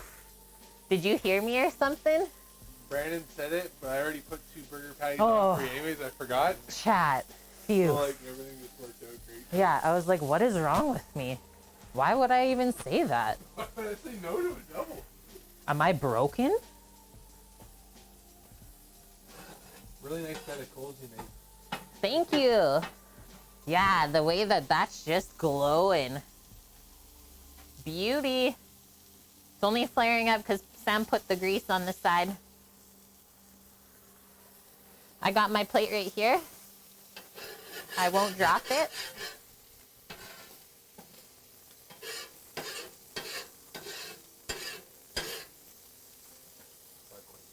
Okay. We're still just cooking through and melting the cheese.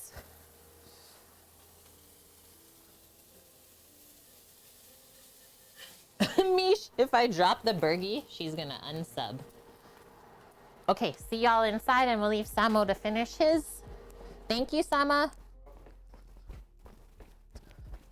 We got Astra with us. Quality assurance.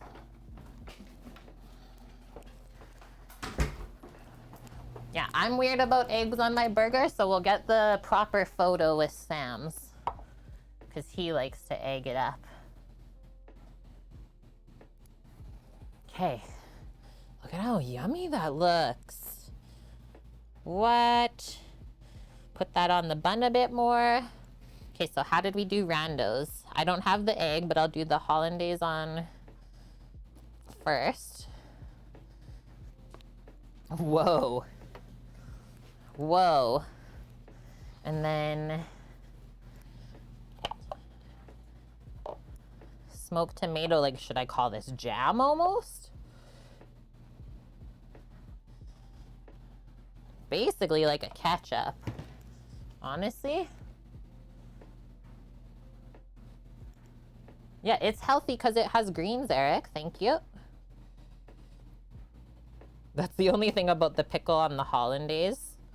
It wants to slide off. That's why we gotta close it up real quick.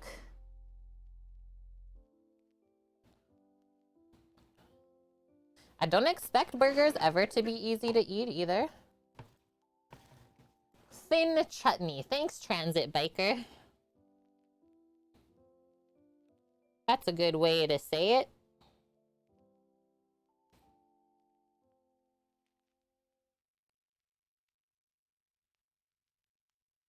A chutney, if you will. That's a stack. Yep. Appropriate amount of pickles. Thank you, Practical Escapist. Okay, so now we're gonna switch to this one.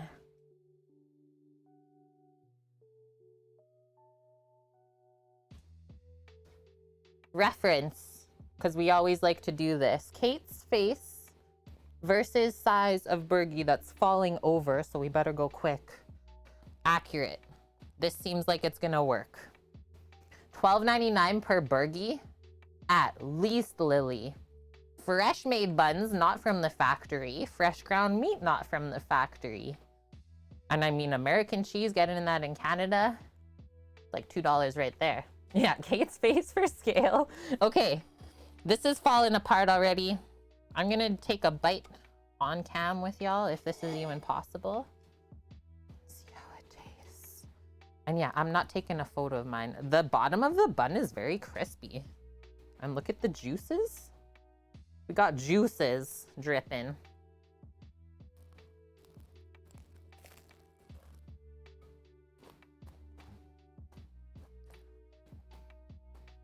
Whoa. And the pastrami meat in the burger, that is insane.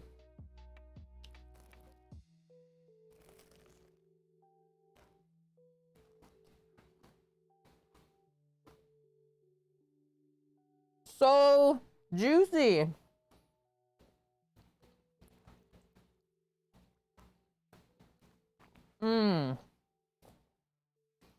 Burger's perfect. The cheese I don't even almost notice the cheese on there. Vion.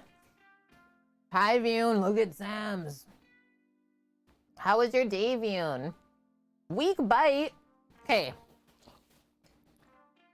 I don't even need to hear that.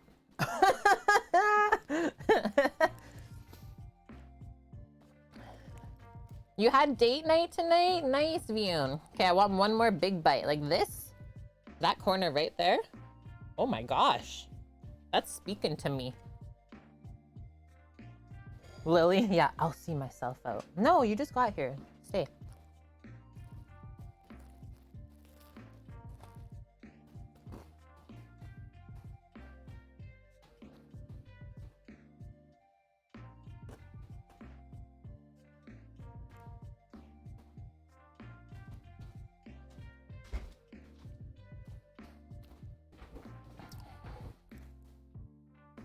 It's not too salty.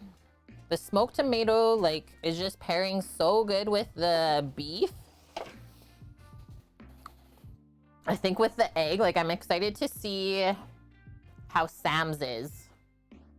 Because the Hollandaise with the egg and then the smoked tomato is gonna taste a bit different, right? Big bites. Yeah, if it's not messy, you did it wrong. And hiya. Good to see you. Whoa. But look, I haven't even made it through the top bun yet. It's so tall, I can't unhinge my jaw enough. Let's go. Oh, wait. I don't have a phone, so it's fine. Just go for it. Okay. Or did you feel like you got enough? The lens is greasy. Were you taking photos of the burgers on the plancha? Yeah. How could you tell? Get in there. Get in there.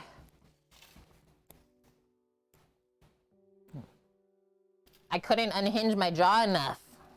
Did you get the smoky tomato or you don't need it? Oh. Yeah, big bite fix with Samo. Like, how? I've always had issues, even with the dentist. Impossible. Eventually, Americans will evolve to unhinge the jaw like snakes because of hamburgers like that. That's a breakfast burgie. And I mean, we didn't even weigh the patties, so they might have been closer to 7 ounce, probably. But I mean, by the time they cook up, they do lose some weight too, right? In the beard, oh, as long as the egg yolk doesn't get too nasty, I'll be okay. Sometimes he does it on purpose, I feel. 3 bites? Yeah. Yeah, Sammy's beard will hold some of the burger for the snack later. Hardly toasted, needs to know. How is it? Like, you haven't said anything. Just slow down and, like, you can breathe. In order to consume burger, you must become Schneck. Schnecka. This is definitely where we put the Sam's and burgers in chat, though.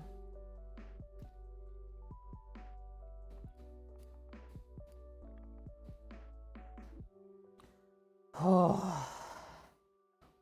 Yeah, fresh off the grill. I'm going in for another bite.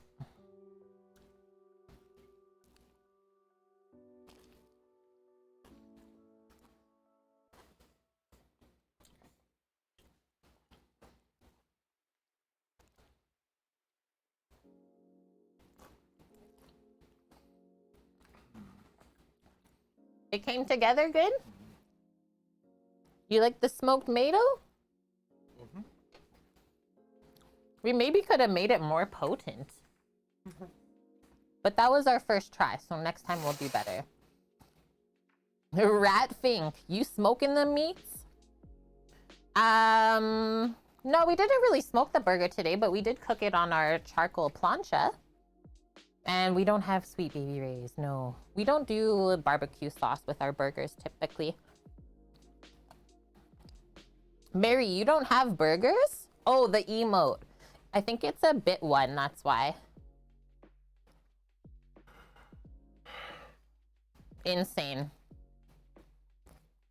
The beard says it all. Yes, Finko. Maybe we made this one a good sell. Why you need a big green egg so you can make delicious burgies for yourself. Whoa, there's juices dripping on me. Your man is out of breath. Oh, this guy, yeah. And thanks for the follow, Ratfink. Like, I barely even put a dent in it. And I'm sure yeah. if I go check on my brother, back in the chair that he sits in, dead. Death to rando. Hi, what do you do on stream? Oh, I take the challenge of trying to kill my brother every time. With food, yeah, death by burger. Too good. Holy heck. I like it because it's like, it's just a burger. There's nothing too fancy going on. Like, the meat is still the star. The bun holds up. It's not like falling apart too much.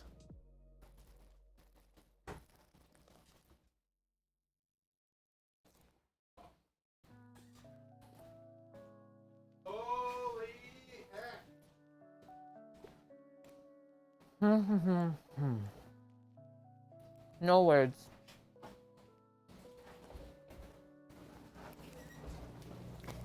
Perfect bunner too. Yeah, everything. I wouldn't have wanted it anymore. Nope. It didn't fall apart. Oh, man. Epic meal. Epic meal. That's it, chat. We crushed it. Oof. Let's see if Brandon's alive. Unhinge the jaw. Become Schnecker. Yep. Crazy. Just found out that you need to manage your cholesterol. No. No. I'm sorry. Yeah, no complaints if you send us all a burger through the mail, Kate. This was so good, yeah. It turned out great. And I mean, so 3 hours and 45 minutes, if you don't count the starting soon, 3.5 hours for me to make all of this today, literally from scratch. Starting by making the potato bun dough and letting it proof, ground our own meat for it. We made our own hollandaise and our own smoked tomatoes. And I mean, the only pre-prep stuff was the cheese, the lettuce, and the pickle. So heckin' good. Yay! Thanks, Mary. Thank you for the 100 biddies. And yeah, thanks to everyone who like came together on our Monday menu planning stream and came up with this amazing breakfast burger. The smoked tomato hollandaise or mayo, that's a good one. That's a good one. And we have lots of the hollandaise left over, so I'm intrigued to see how this sets up in the fridge. We might be able to still use it as a condiment somewhere else, right? Excuse me, belch of approval for the chef. You know it's necessary. Yeah, you're stoked for this supper. So yeah, this is gonna be like 2 meals in itself. I usually don't eat a ton right on stream just because I've been working hard, got adrenaline pumping, stuff like that. But like literally right after this, crush it. Okay, who are we gonna go raid? What a successful stream and such a good weekend of foods and cooking. Lots of inspiration.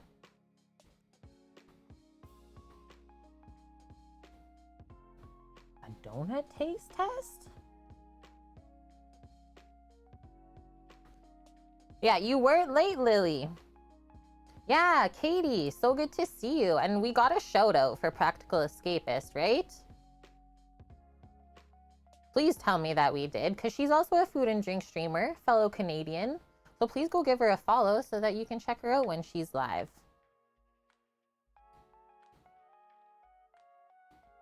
Kanara's doing freshman 15 stuff.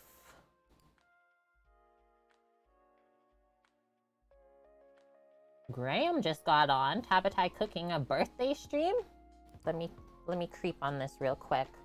Probably just starting soon. Sorry if I blasted your eardrums. Oh my gosh, he's doing a dry aged American Kobe steak. Yeah, I'm gonna go drop you guys in Tabatai cooking. His stream is still in starting soon, but that's fine. We can wait around. Don't often see Wagyu steaks being cooked on a live stream, and I would love to see that. I'm intrigued, and he's making some other things. Miso soup and such. You're gonna suggest, Graham? Yeah. Love popping in there.